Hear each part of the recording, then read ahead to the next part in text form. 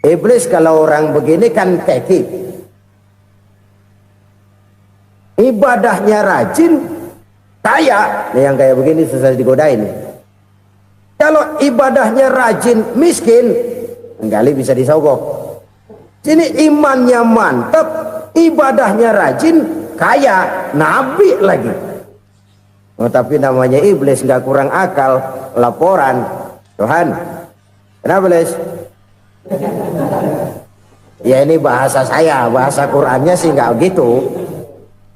Itu hambamu yang namanya Ayub, dia rajin ibadah cuma karena dikasih kaya aja. Coba kasih miskin dia, berhenti dia sembahyang. Ah, kamu bisa aja. Saya tahu Ayub itu hambaku yang ikhlas. Saya buktiin Tuhan, silahkan. Dibuktiin lah, iblis turun ke alam ini. Yang mula-mula dia lakukan, dia rusak sawah ladang Nabi Ayub. Dia binasakan binatang ternak Nabi Ayub. Sehingga dalam waktu singkat, jatuhlah Nabi Ayub dari orang paling kaya jadi orang paling miskin. Beliau masih ibadah di mihrab dalam masjid. Datang iblis. Saudara Ayub, ya, lagi ngapain? Ibadah. Nyembah Allah, nyembah Allah. Oh, percuma. Kenapa? Tuhan yang ente sembah nih, dia udah bikin miskin ente. Sawah ladang ente hancur lebur, binatang ternak binasa. Sekarang ente jadi orang paling miskin. Ngapain nyembah Tuhan kayak begitu? Tekor. Udah berhenti dah ibadah, berhenti ibadah. Ini iblis sama Tuhan laporannya lain, yang dikerjakan kepada Nabi Ayub juga lain. Benar begitu iblis kata Nabi Ayub? Iya, sawah ladang saya habis, buras. Binatang ternak saya binasa, binasa. Saya miskin, bangpak. Apa jawab Nabi Ayub? Bukan innalillahi, ya, ini hebat. Alhamdulillahillazi a'tani wa akhza minni. Segala puji bagi Allah yang telah memberikan harta kepada saya dan sekarang mengambilnya lagi. Alhamdulillah. Allah yang ngasih, Allah yang ambil. Itu mah urusan Allah. Iblis cuman ibadah jalan terus, sujud lagi Nabi Ayub. Iblis seleher gondok banget. Dasar Nabi nggak mempan dia apa-apain. Miskin malah alhamdulillah. Allah yang ngasih, Allah yang ambil. Jadi kalau kita tidak komit, kita tidak terikat kepada kaya, miskin, senang, susah, apa yang bisa bikin kita susah? Jadikan kekayaan, kemiskinan, jadikan senang, susah sebagai anak buah yang bisa kita atur. Jangan kekayaan ngatur kita, jangan kemiskinan ngatur kita. Kita yang harus mengatur mereka. Senang, susah, kaya, miskin, bahagia, sengsara, jadikan itu anak buah yang bisa kita atur. Kalau sekarang kita kaya, lain saat boleh jadi kita miskin, semiskin-miskinnya. Allah yang ngasih, Allah yang ambil. Tenaga mana yang bisa menghalangi? Ibadah jalan terus. Iblis makin gondok. Dasar Nabi loh. Akhirnya apa? Nabi Ayub dikerjain, diberikan penyakit. Demikian fatal penyakitnya. Bayangin, udah miskin sakit. Masya Allah. Miskin sakit. Sakitnya nggak lama, kira-kira 16 tahun. Istrinya 3, 2 mental minta ceraiin. Ngerawatin laki bengek begini. Senang belum tentu, susah udah pasti nih. Cerai aja, cerai dah. Cerai. Tinggal satu Siti Rahmah yang setia menemani beliau. Sesetia-setianya hati perempuan. Satu saat Siti Rahmah bilang, "Bang, iya, abang kan Nabi, Bang. Lalu, namanya Nabi kan doanya jarang meleset, Bang. Maksud kamu minta kenapa sih sama Tuhan biar abang sembuh, baik dah, Bang?" Siti Rahmah, iya. Saya sakit berapa tahun sih dah? 16 tahun, Bang. Sebelum ini saya sehat berapa tahun? Ya kira-kira 60 tahun, Bang. Nah, coba ente banding-bandingin, Rahmah. Saya dikasih sehat 60 tahun, dikasih sakit 16 tahun. Sudah nggak sabar mau doa kepada Allah minta sembuh. Saya malu kepada Allah. diuji dengan yang luar biasa seperti ini, tidak mengganggu stabilitas kehambaannya. Dia tetap menghamba kepada Allah Subhanahu wa ta'ala.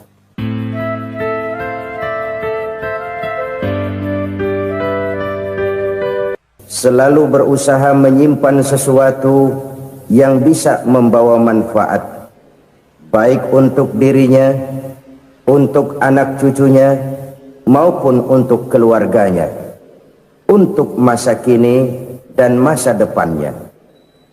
Kadang simpanan itu berbentuk uang, kadang berupa tanah, lain saat berbentuk pabrik, dan lain sebagainya. Sementara masa depan yang paling pasti adalah akhirat. Jika untuk masa depan dunia kita rela memeras keringat, membanting tulang, pergi pagi dan pulang petang, menyimpan uang, menyimpan tanah, menyimpan pabrik, pernahkah kita merenung jika satu saat kiamat datang, kita dibangkitkan dari kubur masing-masing, berdiri di padang mahsyar untuk mempertanggungjawabkan seluruh kegiatan hidup kita di dunia ini, lalu kita akan menuju ke alam akhirat. Sudahkah kita mempunyai simpanan untuk akhirat kita? Pada pertemuan kali ini saya ingin menyampaikan sebuah hadis di mana Rasulullah sallallahu alaihi wasallam bersabda, arba'un min kanzil jannah. Simpanan sorga ada 4 macam. Yang pertama, ikhfa'us sadaqah, menyembunyikan sedekah. Saudara-saudara kaum muslimin, sebagaimana yang kita maklum bahwa Allah Subhanahu wa ta'ala melebihkan sebagian rezeki dari kita terhadap yang lain. Ada yang kaya, ada yang setengah kaya, ada yang miskin, ada yang setengah miskin, dan selanjutnya. Ada yang gajinya kecil tapi penghasilannya gede. Ada yang penghasilannya gede tapi nggak punya gaji. Ada juga yang memang gajinya gede dan penghasilannya gede. Kelebihan rezeki merupakan sunnatullah dan tidak harus membuat kita merasa lebih dari yang lain. Bahkan sebaliknya, kelebihan itu harus membuat kita ringan tangan untuk menolong mereka yang memang memerlukan pertolongan. Kalau saudara diberikan ilmu, maka pertanyaan akhirat cuma satu: ilmumu kau amalkan untuk apa? Kalau saudara diberikan umur yang panjang, pengadilan akhirat juga bertanya satu: umurmu kau habiskan di mana? Tapi kalau saudara diberikan harta, pengadilan akhirat akan bertanya dua: hartamu kau dapat dari mana? Kau belanjakan kemana? Dari mananya ditanya, dan kemananya juga ditanya. Oleh karena kita akan dimintakan pertanggungan jawab, maka amanah yang bernama harta ini harus kita gunakan dengan sebaik-baiknya. Ada penggunaan yang merupakan kewajiban, itu zakat namanya. Ada penggunaan yang sewaktu-waktu, itu infak namanya. Ada yang lebih sewaktu-waktu lagi, dan itu sedekah namanya. Zakat dia terikat oleh haul dan nisab, oleh putaran batas waktu dan ukuran dari harta itu sendiri. Sedangkan infak terikat oleh situasi dan kondisi perekonomian seseorang. Sedangkan sedekah tidak terikat dengan apapun. Dalam kondisi seperti apapun kita bisa melakukan sedekah dengan yang terkecil sekalipun. Sampai-sampai Rasulullah sallallahu alaihi wasallam mengajarkan, la tahqiranna minal ma'rufi syai'an walau an talqa akhaka biwajhin talik. Atau ada hadis, tabassumuka fi wajhi akhika laka shadaqah. Senyumanmu kepada temanmu adalah sedekah. Jadi untuk melakukan sedekah tidak harus dalam berbentuk uang. Dengan ilmu kita bisa sedekah, dengan tenaga kita bisa bersedekah, dengan pikiran kita bisa bersedekah, bahkan senyum kepada teman itu pun sedekah. Jadi kalau sedekah dengan uang memang belum punya uang, nyengir aja banyakin. Itu asal pada tempatnya, jangan lalu ketemu tiang listrik cengengesan. Tentu tidak pada tempatnya dan tidak wajar. Nah, sedekah yang paling dicintai Allah adalah sedekah yang disembunyikan. Artinya jauh dari sifat riya. Kan kadang-kadang ada orang sedekah itu disebutkan namanya, apa tidak bagus? Kalau memang niatnya ikhlas, ya bagus-bagus saja. Untuk memberikan sugesti kepada yang lain. Si Fulan bin Fulan nyumbang sekian, diumumkan. Boleh kalau niatnya untuk memberikan rangsangan kepada yang lain supaya dia menyumbang lebih besar dari orang tadi. Tapi kalau itu mendatangkan riya, maka sedekah yang paling dicintai Allah adalah sedekah yang disembunyikan. Tangan kiri saja tidak tahu apa yang diberikan oleh tangan kanan. Sedekah yang dilakukan dengan ikhlas akan merupakan perbendaharaan surga, tersembunyi dari pandangan orang lain, tidak seorang pun tahu. Karena memang sikap yang baik adalah melupakan kebaikan dan mengingat kesalahan. Itu salah satu ciri orang bahagia. Orang yang selalu mengingat kesalahannya dan berusaha melupakan segala kebaikannya. Kalau dia akan berada kebaikan, dia tidak bisa ikut, dia merasa rugi karena dia merasa belum pernah berbuat baik. Tapi kalau akan melakukan kesalahan baru, dia ingat kesalahan yang sudah-sudah, sehingga terhalang baginya untuk melakukan satu kesalahan baru. Demikianlah saudara-saudara, bahwa Allah melebihkan rizki sebagian kita dari yang lain, agar terjadi tolong-menolong dalam kehidupan ini. Jadi kesenjangan yang nature, kesenjangan yang alami, itu sunnatullah. Ada yang kaya, ada yang miskin, ada yang kelas menengah. Nah, kenapa lalu sekarang kita berusaha mengentaskan kemiskinan? Oleh karena adanya kesenjangan struktural. Kalau yang kaya bisa semakin kaya, kenapa yang miskin tidak bisa naik jadi ikut sedikit kaya? Sebab pada dasarnya Islam adalah agama yang sejak turunnya sudah berupaya memerangi kemiskinan. Bahkan dikatakan kemiskinan itu mendekatkan kepada kekufuran. Orang kalau miskin udah dekat banget sama kafir. Gampang menjadi kafir. Berapa banyak saudara-saudara kita yang oleh karena soal perut, oleh karena soal materi, terpaksa meninggalkan dan menanggalkan akidahnya, menjual petunjuk yang diberikan Allah dengan kesenangan dunia yang cuma sebentar ini. Na'udzubillah summa na'udzubillah. Jadi makin kita sembunyikan satu sedekah, semakin banyak perbendaharaan kita di surga. Sedekah yang paling dicintai Allah adalah sedekah yang disembunyikan. Malahan ada seorang sufi, dia punya kebiasaan kalau pergi sholat Jumat dia bawa uang, itu uang dia taruh di bawah tikar masjid. Dia niat sedekah kepada siapa saja yang nemuin itu duit. Maksudnya apa? Supaya yang nemuin nggak tahu siapa yang punya duit. Demikian dia saking ingin menyembunyikan sedekahnya.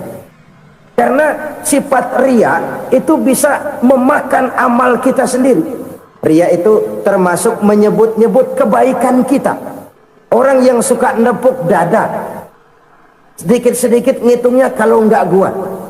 Tuh kalau nggak gua tuh yang belas itu kalau nggak gua, iya kalau nggak lu kenapa emang? Orang yang suka menepuk jasad, tuh biasanya memang begitu saudara-saudara. Kalau perang lagi berkecamuk, orang nggak sempat ngaku jadi pahlawan. Tapi begitu perang selesai, yang kagak kenal bedil ngaku pahlawan, mas. Itu sesuatu yang biasa. Oleh karenanya orang-orang yang ikhlas dalam bersedekah, disembunyikannya sedekah itu Allah cinta betul. Malahan ada hadis memberikan jaminan, inna shadaqatal mar'il muslimi tazidu fil umri wa tadfa'u mitatas su'i. Sesungguhnya sedekahnya seorang mukmin tazidu fil umri, bisa menambah umur panjang, wa tadfa'u mitatas su'i, dan menyelamatkan manusia dari mati secara su'ul khatimah. Jadi siapa yang kepengen panjang umur, banyaklah sedekah. Yang bosan hidup, pelit terus. Sedekah menambah panjang umur dan menyelamatkan manusia dari mati secara su'ul khatimah. Pak, katanya umur itu nggak bisa ditambah, nggak bisa dikurangin. Kapan? Kalau ajal sudah datang. Fa idza jaa ajaluhum la yastakhiruna sa'atan wa la yastaqdimun. Kalau ajal datang tidak bisa dimajukan, tidak bisa dimundurkan. Itu kalau ajal sudah datang. Tidak bisa lagi umur ditambah dikurangi, sudah datang. Tapi kalau belum datang, itu kan haknya Allah. Mau ditambah, mau dikurangi, hak prerogatif Allah. Sebagai pencipta manusia, Allah maha kuasa dan maha mampu. Sedekah ini menambah panjang umur dan menyelamatkan manusia dari mati secara su'ul khatimah. Itu orang mati kan sama ya, kondisinya mati, nggak nafas.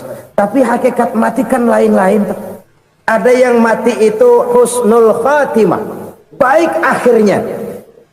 Misalnya lagi ngaji mati, lagi sholat mati, lagi sedekah mati. Ini yang dinamakan dengan husnul khatimah, baik di akhirnya. Sebaliknya ada yang su'ul khatimah, jelek di akhirnya. Ini yang jadi catatan akhir. Lagi nyekek botol, mampus. Lagi banting kartu, modar. Su'ul khatimah, jelek pada akhirnya. Sedekah menyelamatkan manusia dari mati secara su'ul khatimah. Dan kita semua kepengen mendapat husnul khatimah, jauh dari su'ul khatimah.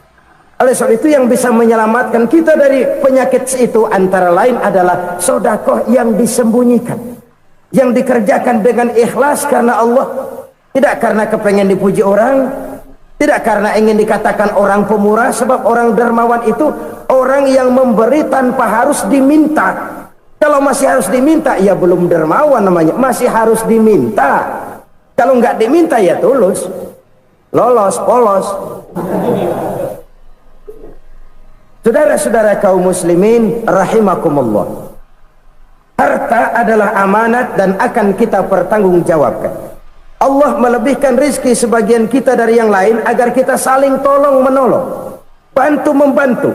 Nabi janjikan siapa yang meringankan beban saudaranya muslim di dunia, Allah akan meringankan bebannya di akhirat nanti.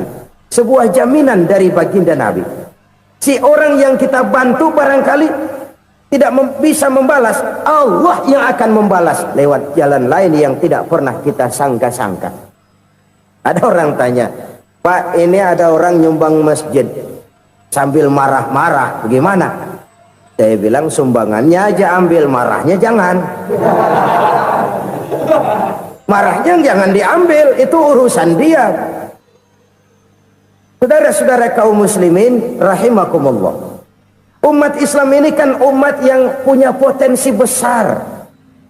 Kadang kita merenung, kenapa kadang-kadang pembangunan masjid kok lambat sekali? Kalau hotel hari ini peletakan pertama, bulan depan peresmian. Supermarket hari ini peletakan batu pertama, minggu depan peresmian. Tapi kalau sudah yang namanya masjid, kadang-kadang peletakan batu pertama sekaligus jadi batu terakhir. 3 tahun, 4 tahun, campur nebar jalak di jalanan, duit dijaring kayak ikan sepat. Apa tidak ada orang Islam yang kaya? Banyak. Apa tidak ada pengusaha muslim yang jadi konglomerat? Ada. Lalu yang belum banyak itu yang komit terhadap nilai-nilai agamanya. Akhirnya kita jatuh jadi umat yang lemah. Belum ada pengusaha konglomerat muslim buka pabrik supermi cap bedug misalnya umpamanya atau pabrik kecap cap sorban supaya identitas keislamannya sedikit kelihatan. Kita jatuh jadi umat yang lemah karena potensi tidak terinventarisir dengan baik. Kita ini ibarat kompor yang cuma matengin nasi orang lain. Potensi kita dimanfaatkan oleh orang lain. Ukhuwah Islamiyah kita baru terbatas kepada silaturahmi. Ukhuwah di bidang ekonomi kita lemah, ukhuwah di bidang kebudayaan kita lemah, apalagi ukhuwah di bidang politik kita lebih rapuh lagi. Padahal ukhuwah itu adalah totalitas kehidupan manusia, menyangkut ipolek sosbud. memerlukan nilai-nilai ukhuwah. Jadi oleh karena itu mari kita menyadari di dalam harta kita, walaupun kita yang cari pergi pagi pulang sore peras keringat banting tulang, di sana ada harta anak yatim, di sana ada hak masjid, di sana ada hak pesantren, di sana ada hak jihad. Berbahagialah seseorang apabila dia oleh Allah dijadikan keran. Keran itu menyimpan air, tapi tidak untuk dirinya, tapi disalurkannya kepada mereka yang memang memerlukannya. Saudara-saudara kaum muslimin rahimakumullah, ini yang pertama. Jadi perbendaharaan surga adalah menyembunyikan sedekah. Orang lain nggak tahu, kita pun nggak pernah ngitung-ngitung. Kita anggap lewat begitu saja, padahal itu deposit akhirat. Satu. Yang kedua, perbendaharaan surga itu apa? Wa kitmanul musibah, menyembunyikan kesulitan. Kadang orang takut menghadapi kesulitan, tapi makin kita merenung, hidup ini kan sebenarnya urusan. Takut sama urusan, ya jangan hidup. Tandanya orang hidup itu kalau punya urusan.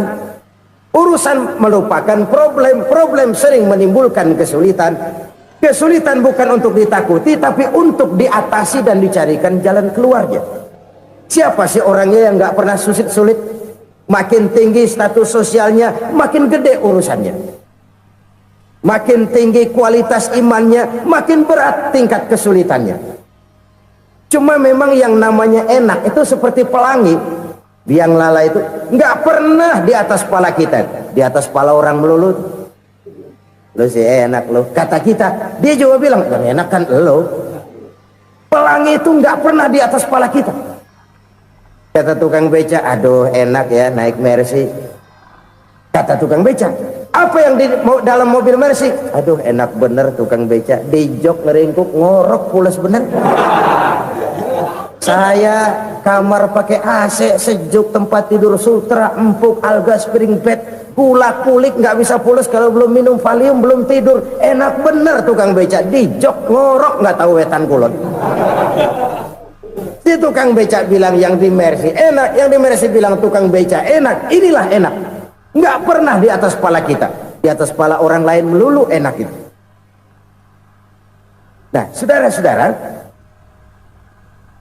yang merupakan perbendaharaan surga itu orang yang bisa menyembunyikan kesulitan, baik pribadi ataupun rumah tangga. Nih terutama rumah tangga yang jadi soalnya. Kadang-kadang kita ini kalau senang, sebaliknya kalau senang kita diam, kalem aja, cuek. Banyak banget duit kita bawaan, diam aja udah. Malah ketemu orang takut. Tapi begitu susah, sekampung tahu. Padahal Nabi mengajarkan perbendaharaan surga itu menyembunyikan musibah, menyembunyikan kesulitan. Kalau enak, cerita sama orang-orang. Kalau nggak enak, rasain sendiri, tekan sendiri, atasin sendiri.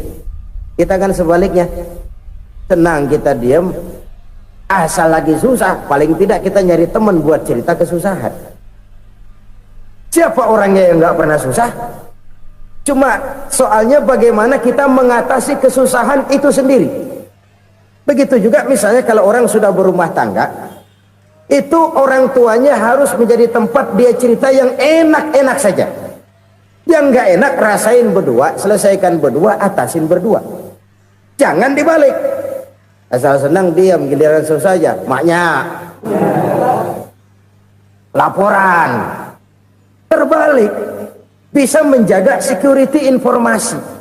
Maka nama bayam keluar diam, malah seluitan.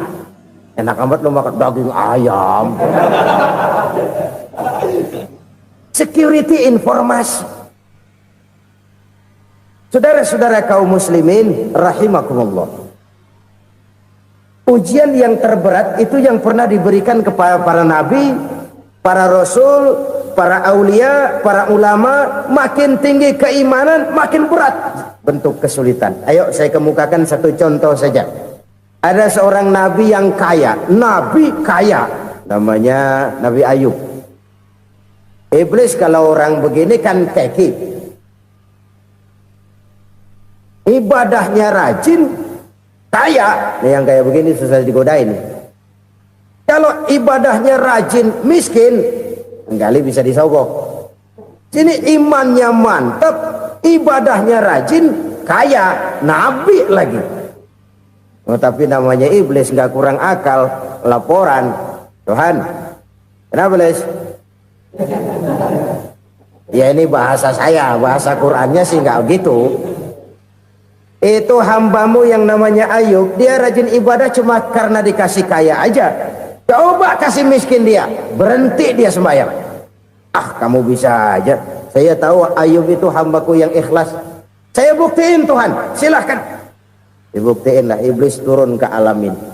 Yang mula-mula dia lakukan, dia rusak sawah ladang Nabi Ayub. Dia binasakan binatang ternak Nabi Ayub. Sehingga dalam waktu singkat, jatuhlah Nabi Ayub dari orang paling kaya jadi orang paling miskin. Beliau masih ibadah di mihrab dalam masjid. Datang iblis. Saudara Ayub, ya, lagi ngapain? Ibadah. Nyembah Allah, nyembah Allah.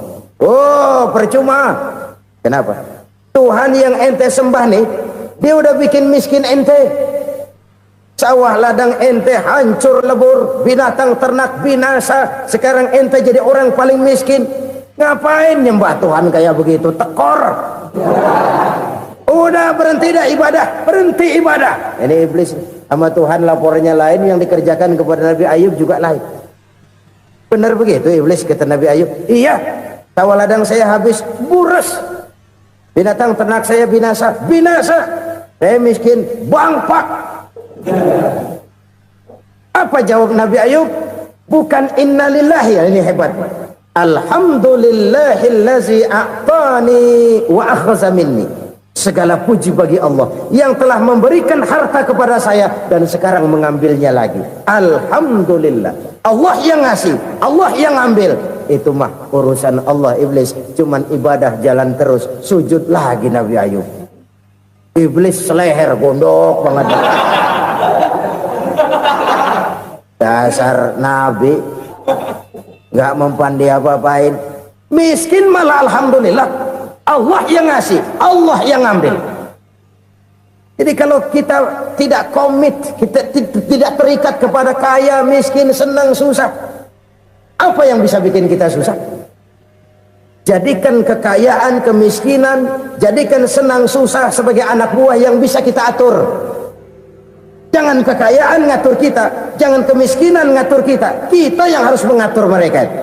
Senang susah, kaya, miskin, bahagia, sengsara, jadikan itu anak buah yang bisa kita atur. Kalau sekarang kita kaya, lain saat boleh jadi kita miskin, semiskin-miskinnya. Allah yang ngasih, Allah yang ngambil. Tenaga mana yang bisa menghalangi? Ibadah jalan terus. Iblis makin gondok. Dasar Nabi loh. Akhirnya apa? Nabi Ayub dikerjain, diberikan penyakit. Demikian fatal penyakitnya. Bayangin, udah miskin sakit. Masya Allah. Miskin sakit. Sakitnya nggak lama, kira-kira 16 tahun. Istrinya 3, 2 mental minta ceraiin. Ngerawatin laki bengek begini. Senang belum tentu, susah udah pasti nih. Cerai aja, cerai dah. Cerai. Tinggal satu Siti Rahmah yang setia menemani beliau. Sesetia-setianya hati perempuan. Satu saat Siti Rahmah bilang, "Bang, iya, abang kan Nabi bang. Lalu namanya Nabi kan doanya jarang meleset bang. Maksud kamu minta kenapa sih sama Tuhan biar abang sembuh baik dah bang?" Siti Rahmah, iya. Saya sakit berapa tahun sih dah? 16 tahun bang. Sebelum ini saya sehat berapa tahun? Ya kira-kira 60 tahun bang. Nah coba ente banding-bandingin Rahmah. Saya dikasih sehat 60 tahun, dikasih sakit 16 tahun. Sudah nggak sabar mau doa kepada Allah minta sembuh. Saya malu kepada Allah. Diuji dengan yang luar biasa seperti ini, tidak mengganggu stabilitas kehambaannya. Dia tetap menghamba kepada Allah Subhanahu wa ta'ala. Saudara-saudara kaum muslimin rahimakumullah. Kunci menghadapi kesulitan itu apa? Allah jelaskan dalam satu ayat, wa basyiris sabirin alladzina iza asabathum musibah qalu inna lillahi wa inna ilaihi raji'un. Gembirakan orang-orang yang sabar. Siapa mereka itu? Yang apabila mendapat musibah mereka kembali kepada keyakinan dasar, segalanya dari Allah dan segalanya akan kembali kepada Allah. Ini konsepsi dasar dari sikap muslim dalam menghadapi berbagai kesulitan. Segalanya dari Allah, segalanya akan kembali kepada Allah. Kalau ini sudah kondisi dasarnya, maka kita akan lapang menghadapi kenyataan bagaimanapun pahitnya. Apakah itu namanya miskin, apakah itu namanya sakit, bahkan maut sekalipun. Maut sekalipun. Segalanya dari Allah, segalanya akan kembali kepada Allah. Ini sikap hidup, bukan sekedar ucapan. Kita kadang-kadang menjadikannya sebagai ucapan. Mulutnya sih nggak berhenti, innalillahi wa inna ilaihi raji'un, tapi nangisnya terus gerung-gerungan. Bukan itu, ini kesadaran moral. Kalau segalanya dari Allah, segalanya kembali kepada Allah, kan sebenarnya cuma nunggu giliran. Hari ini saya nyembayangin dia, entah hari apa saya disembayangin orang. Hari ini saya antar dia ke kubur, entah hari apa orang nganterin saya ke kubur. Hari ini saya tahlilkan dia, entah nanti kapan orang tahlilkan saya. Segalanya dari Allah, segalanya akan kembali juga kepada Allah. Oleh sebab itu saudara-saudara, kesulitan bukan untuk ditakuti.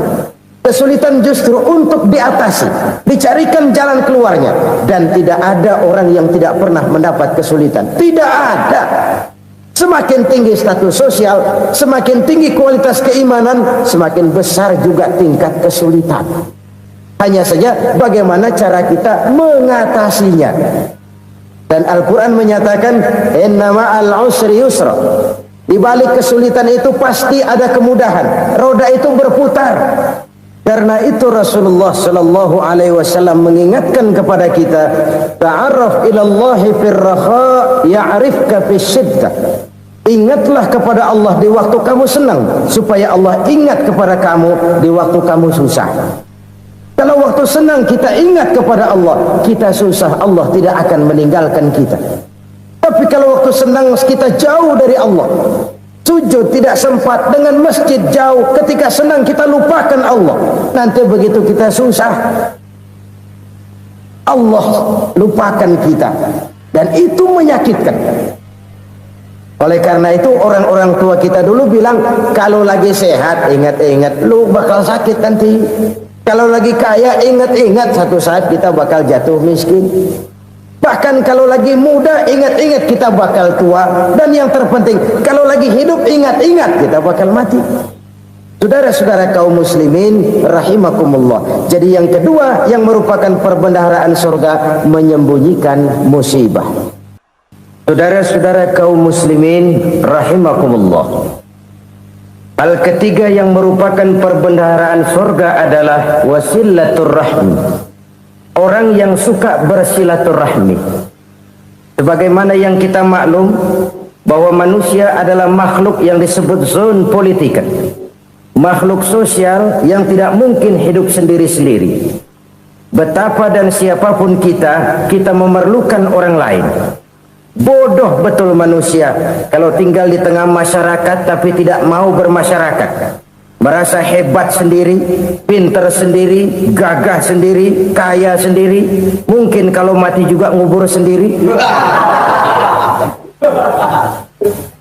Jangankan kita di sini, di sorga saja Nabi Adam waktu sendirian bengong melulu, mondar mandir. Allah tegur dalam sepidang. Ya ini kalau bahasa saya. Iya Tuhan, sepi ini nggak ada colek-colekan pisan ini. Diciptakan Siti Hawa baru anteng Nabi Adam. Itu di surga. Cobalah. Umpamanya saudara tinggal di Jakarta nih. Kaya bener. Apaan aja di Jakarta punya saudara deh. Jembatan Semanggi ambil, Monas buntel bawa pulang, hotel-hotel ambil semua. Cuman tinggal di Jakarta sendirian, apa enaknya? Betapa dan siapapun kita perlu orang lain. Tidak ada seorang pun yang bisa memenuhi kebutuhan hidupnya secara sendiri-sendiri. Nah, Islam telah menyelamatkan manusia dari ras diskriminasi, mengikat manusia dengan persaudaraan yang berlandaskan kepada akidah. Karena itu dianjurkan bersilaturahmi. Bahkan Nabi menyatakan, man arada ayyubsata lahu fi rizqihi wa yunsa'a fi atharihi falyasil rahimah. Siapa yang kepengen diluaskan rezekinya dan dipanjangkan usianya, banyaklah ia bersilaturahmi. Siapa yang kepengen dimudahkan rezekinya, hendaknya ia banyak bersilaturahmi. Kalau banyak teman, kesulitan kan paling tidak ada tempat cerita. Udah susah sendirian, kita pikirin diri, nggak ada tempat tukar pikiran. Cepet banget sama bengek. Dilawan sendiri. Nah, secara makro kita bisa berkata, tidak mungkin ada kemenangan kalau tidak ada kekuatan. Tidak ada kekuatan kalau tidak ada kesatuan dan persatuan. Tidak mungkin ada kesatuan dan persatuan tanpa semangat silaturahmi. Kalau umat Islam mau menang, dia harus kuat. Kalau umat Islam mau kuat, dia harus bersatu. Kalau umat Islam mau bersatu, dia harus membudayakan silaturahmi ini. Bahkan sampai-sampai kata Nabi, kalau bisa cari nilai tambah. Apa? Silman qata'ak. Bersilaturahmilah kau kepada orang yang marah denganmu. Masya Allah, indahnya ajaran agama kita. Orang yang marah pun kepada kita, kata Nabi, kalau bisa bersilaturahmilah kepadanya, kepada orang yang marah itu. Di situ nilai tambah. Cuman jujur nih hadis, ngucapinnya gampang, ngamalinnya yang berat banget. Orang marah sama kita, kita disuruh silaturahmi, ada apa malu?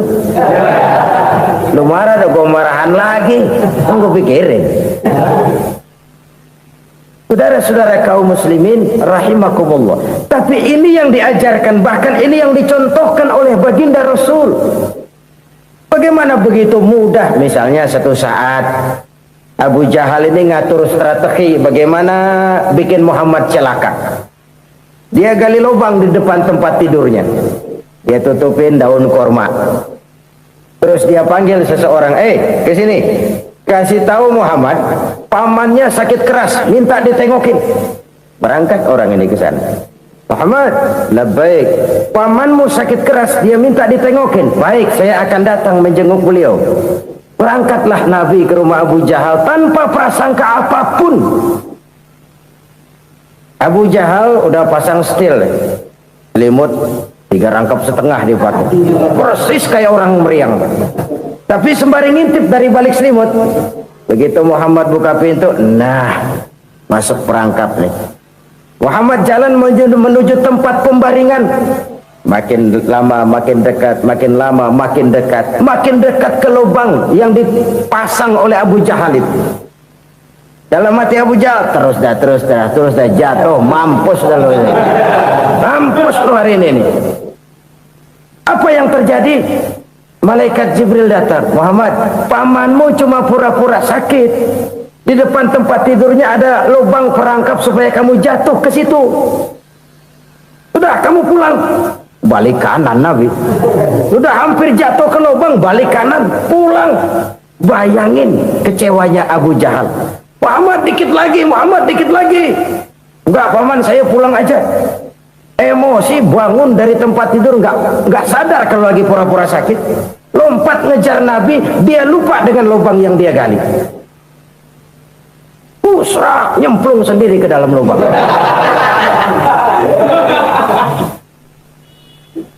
Nabi terus berlalu. Ini terjadi keanehan. Jatuh ke lubang yang dia gali itu sebenarnya nggak terlalu dalam ya, antara 3-4 meteran lah. Tolong, saya jatuh ke lubang ini.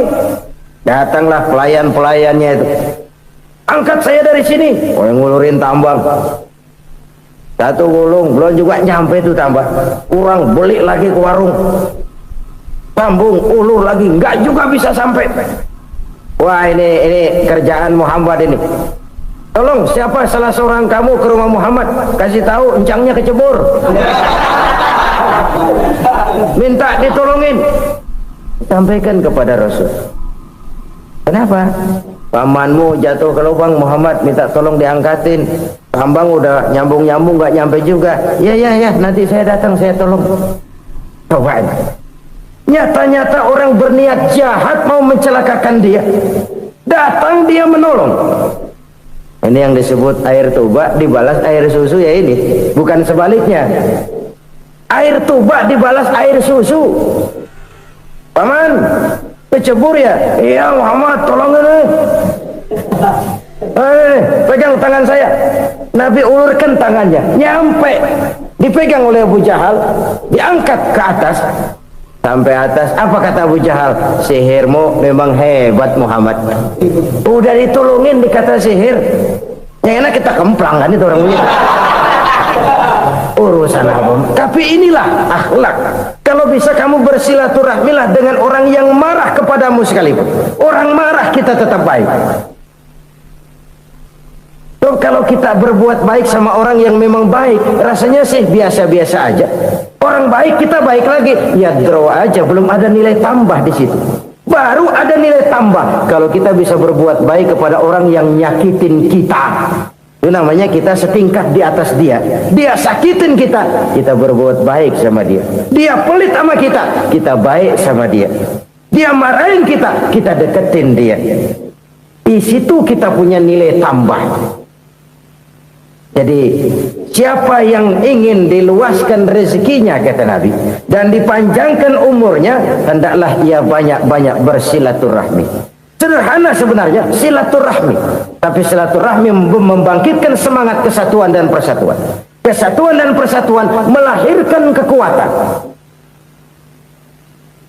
Dalam matematika 1 ditambah 1 pasti 2. Tapi di tengah masyarakat, 1 orang takut ditambah 1 orang takut, hasilnya jadi 2 orang setengah berani. Kenapa setengah berani? Karena udah berdua. Tadi pan takut sendirian, kalau dia kumpul turu-turu takutlah jadi berani. Kita yang lemah, kita yang tidak berdaya, kita yang miskin, kalau mau kompak bersatu, apa yang nggak bisa kita kerjain? Apalagi tinggal di kota besar, pilihan cuma 2, bertahan atau minggir. Bertahan atau minggir. Untuk bisa bertahan harus mampu bersaing. Untuk mampu bersaing harus punya keahlian. Keahlian harus ditunjang dengan pendidikan, ditambah oleh kekompakan sebagai umat. Udah miskin mencar mulu, orang injak kita. Orang nggak pandang urusan apa malu. Oleh karena itu silaturahmi pada hakikatnya merupakan roh dari ukhuwah yang diajarkan oleh agama kita. Bagaimana Islam menyelamatkan masyarakat manusia dari ras diskriminasi, mengikat manusia, dan tidak ada persaudaraan yang lebih indah selain persaudaraan yang diikat dengan nilai-nilai akidah. Sepanjang orang di jalan Allah, itulah saudara kita. Keluar dia dari jalan Allah, selesailah persaudaraan sampai di situ. Karena itu, kalau ingin menyimpan sesuatu di surga, banyaklah bersilaturahmi.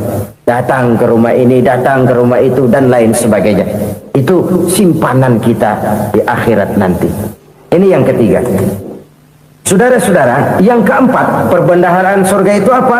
Wa qawlu la hawla wa la quwwata illa billah. Ucapan la hawla wa la quwwata illa billah. Ibadah kan ada yang berat, modalnya besar. Bangun masjid berat, modalnya besar. Bangun rumah sakit berat, modalnya besar.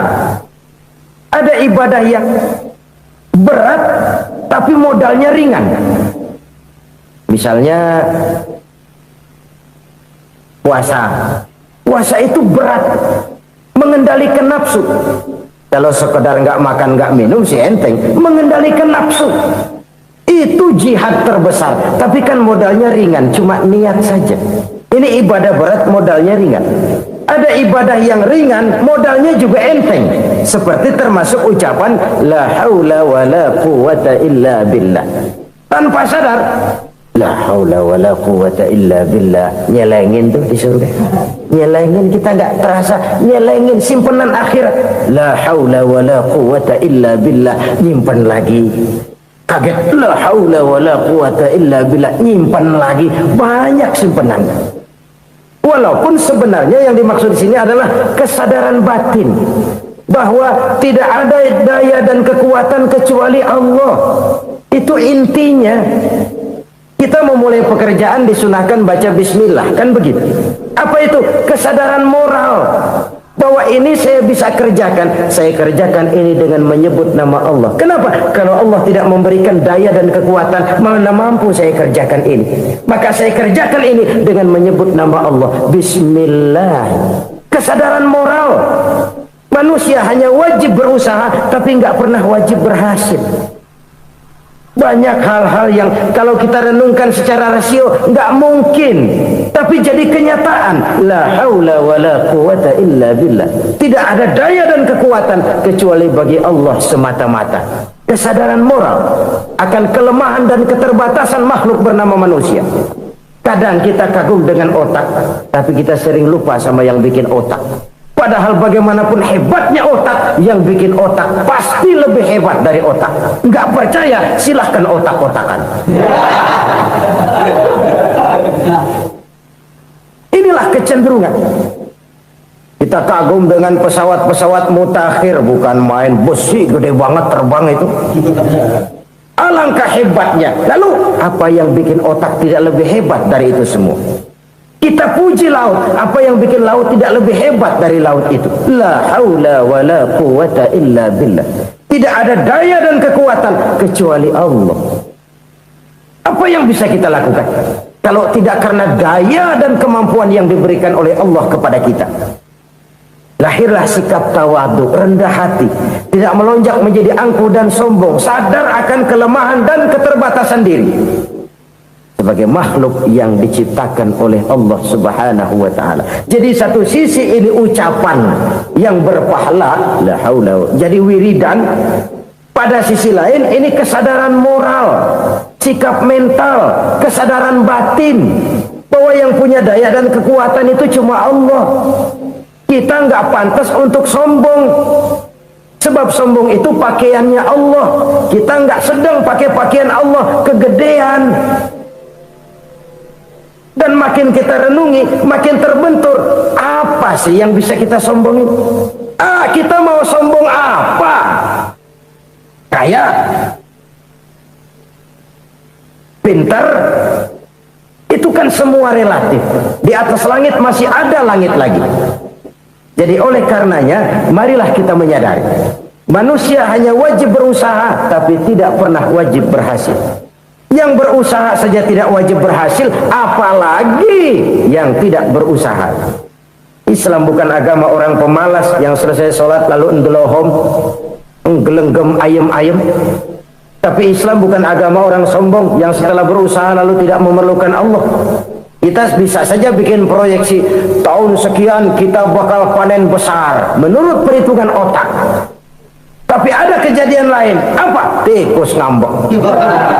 Habis itu dimakanin tikus, panen gagal. Proyeksi rasional gagal oleh tikus-tikus yang ngambek itu. Bisa saja terjadi. Tahun depan kita panen besar, urung. Kenapa? Musim panas panjang. Jadi sekarang ini koran-koran bikin berita musim mengalami penyelewengan. Bukan cuma manusia yang nyeleweng sekarang.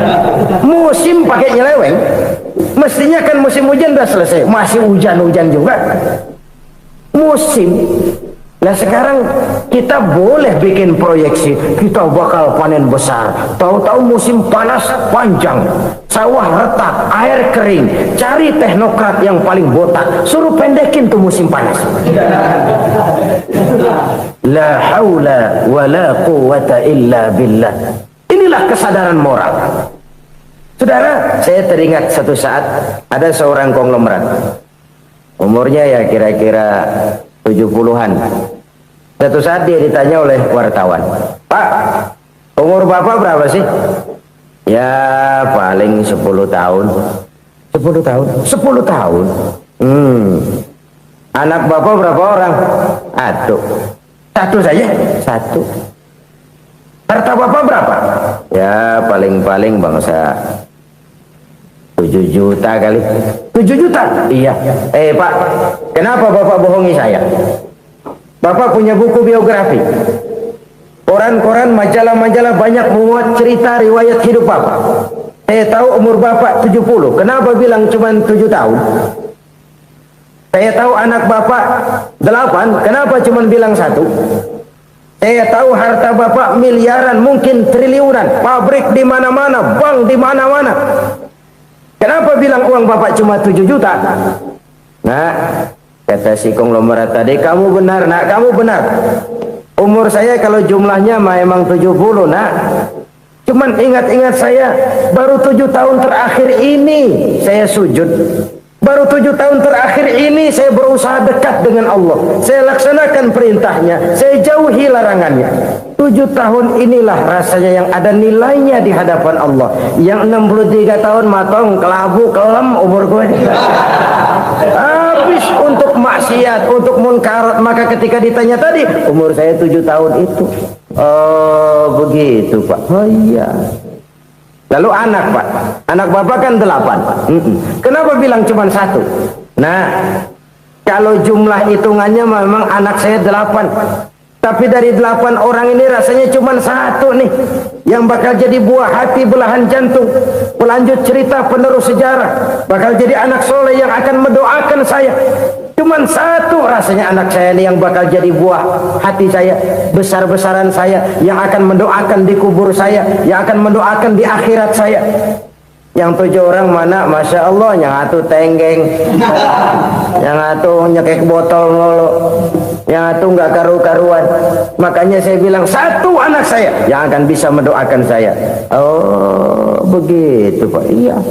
Nah, harta Pak, harta Bapak kan triliunan, pabrik Bapak di mana-mana, uang Bapak hampir di tiap bank-bank besar. Kenapa bilang cuma 7 juta? Betul kau nak. Harta saya kalau jumlahnya memang miliaran, triliunan mungkin. Tapi yang saya ingat baru 7 juta tuh yang saya belanjakan di jalan Allah. Saya nyumbang masjid, saya santuni yatim piatu, saya bantu pembangunan pesantren, saya bantu pembangunan rumah sakit Islam. Itu yang akan saya bawa pulang ke akhirat, yang 7 juta itu. Yang triliunan itu nanti akan diperebutkan oleh anak-anak saya sebagai waris saya. Jadi harta saya 7 juta itu yang bakal nemenin saya di akhirat, yang akan saya bawa pulang jadi teman saya. Saudara-saudara kaum muslimin, jangan-jangan orang tua itu adalah kita-kita ini. Jangan-jangan kita-kita ini adalah orang tua itu. Jangan-jangan itu potret dari diri kita masing-masing. Dari sekian umur yang diberikan Allah, berapa tahun yang ada nilainya di hadapan Allah? Dari sekian anak-anak yang merupakan amanah, berapa yang akan mendoakan kita sebagai orang tuanya menjadi anak soleh? Dari sekian banyak harta yang diberikan Allah, berapa yang akan kita bawa pulang menghadapnya nanti, yang kita belanjakan di jalan Allah? Ini sebuah potret kehidupan. Karena itu kita kembali kepada la haula wa la quwwata illa billah. Kita wajib berusaha, kita wajib berikhtiar. Selebihnya segala daya dan kekuatan hanya milik Allah saja semata-mata. Satu kesadaran batin dari setiap pribadi muslim.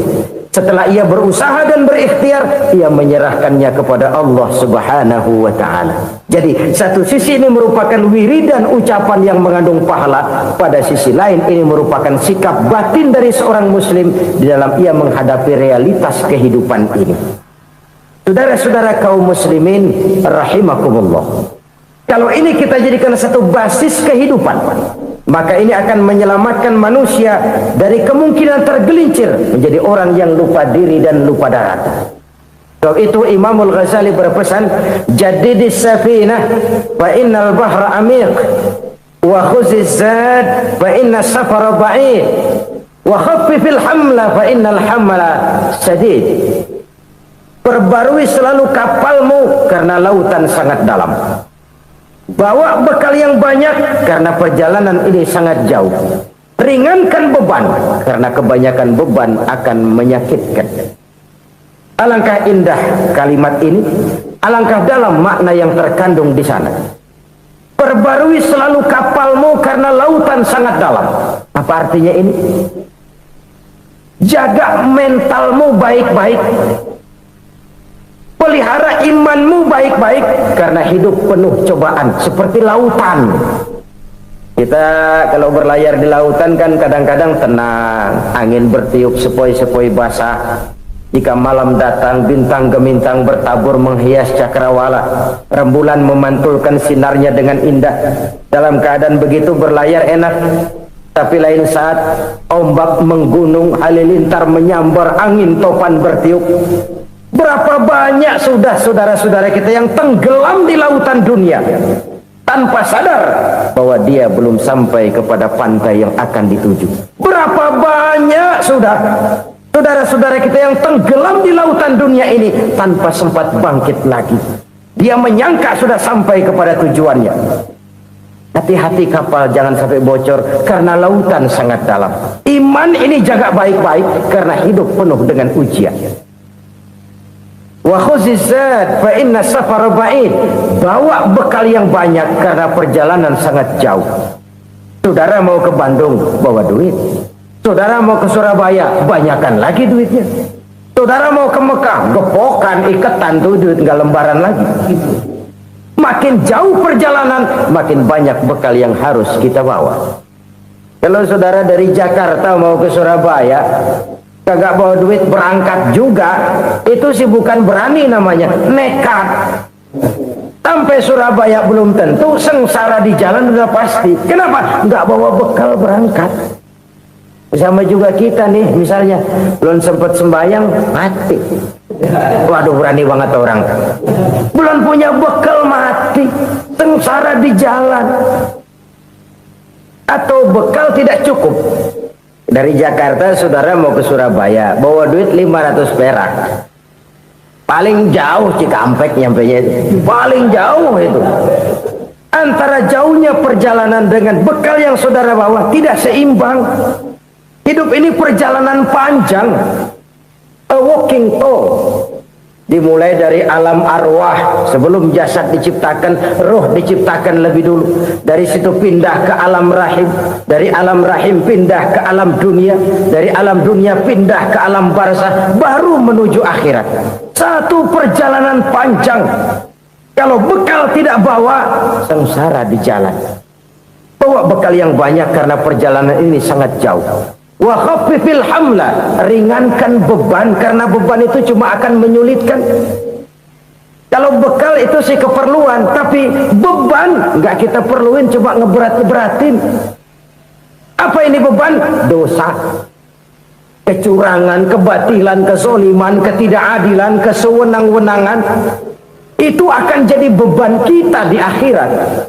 Alangkah celakanya, perjalanan panjang, bekal tidak bawa, beban kelewat banyak, alamat sengsara di jalan.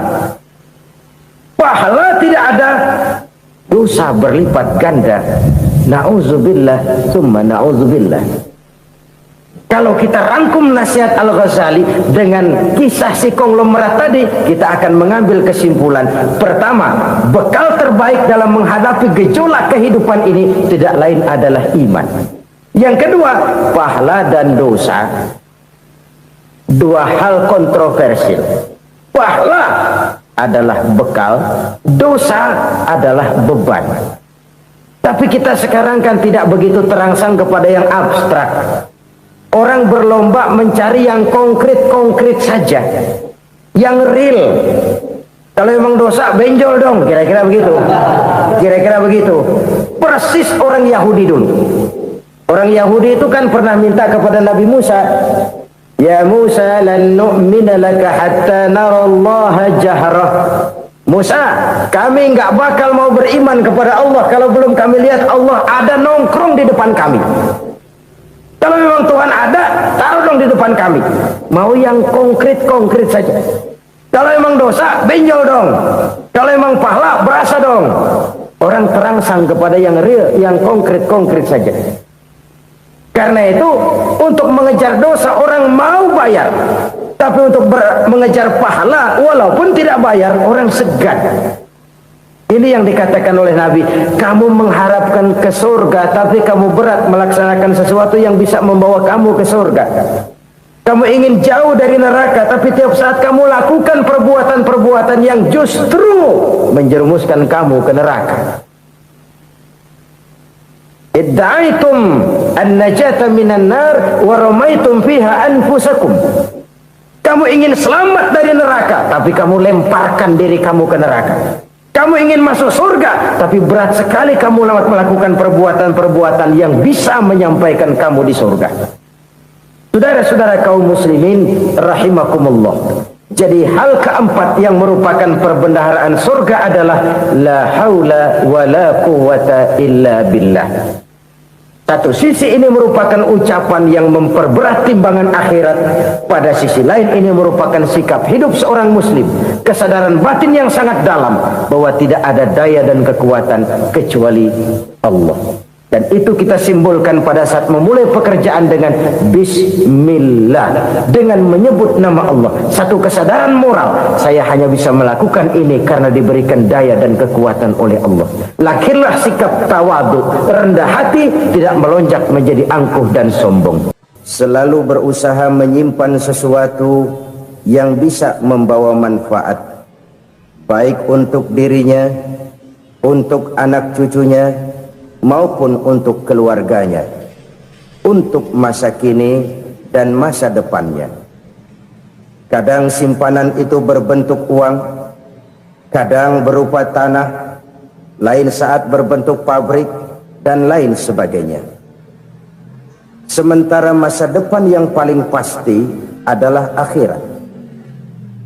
Jika untuk masa depan dunia kita rela memeras keringat, membanting tulang, pergi pagi dan pulang petang, menyimpan uang, menyimpan tanah, menyimpan pabrik, pernahkah kita merenung jika satu saat kiamat datang, kita dibangkitkan dari kubur masing-masing, berdiri di padang mahsyar untuk mempertanggungjawabkan seluruh kegiatan hidup kita di dunia ini, lalu kita akan menuju ke alam akhirat. Sudahkah kita mempunyai simpanan untuk akhirat kita? Pada pertemuan kali ini saya ingin menyampaikan sebuah hadis di mana Rasulullah sallallahu alaihi wasallam bersabda, arba'un min kanzil jannah. Simpanan sorga ada 4 macam. Yang pertama, ikhfa'us sadaqah, menyembunyikan sedekah.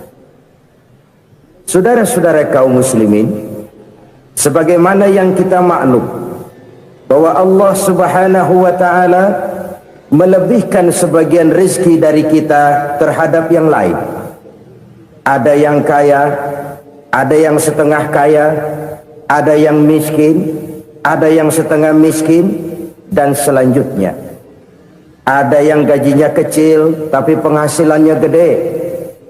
Ada yang penghasilannya gede tapi enggak punya gaji. Ada juga yang memang gajinya gede dan penghasilannya gede. Kelebihan rezeki merupakan sunnatullah dan tidak harus membuat kita merasa lebih dari yang lain. Bahkan sebaliknya, kelebihan itu harus membuat kita ringan tangan untuk menolong mereka yang memang memerlukan pertolongan. Kalau saudara diberikan ilmu, maka pertanyaan akhirat cuma satu, ilmumu kau amalkan untuk apa? Kalau saudara diberikan umur yang panjang, pengadilan akhirat juga bertanya satu, umurmu kau habiskan di mana? Tapi kalau saudara diberikan harta, pengadilan akhirat akan bertanya 2, hartamu kau dapat dari mana, kau belanjakan kemana? Dari mananya ditanya dan kemananya juga ditanya. Oleh karena kita akan dimintakan pertanggungan jawab, maka amanah yang bernama harta ini harus kita gunakan dengan sebaik-baiknya. Ada penggunaan yang merupakan kewajiban, itu zakat namanya. Ada penggunaan yang sewaktu-waktu, itu infak namanya. Ada yang lebih sewaktu-waktu lagi, dan itu sedekah namanya. Zakat dia terikat oleh haul dan nisab, oleh putaran batas waktu dan ukuran dari harta itu sendiri.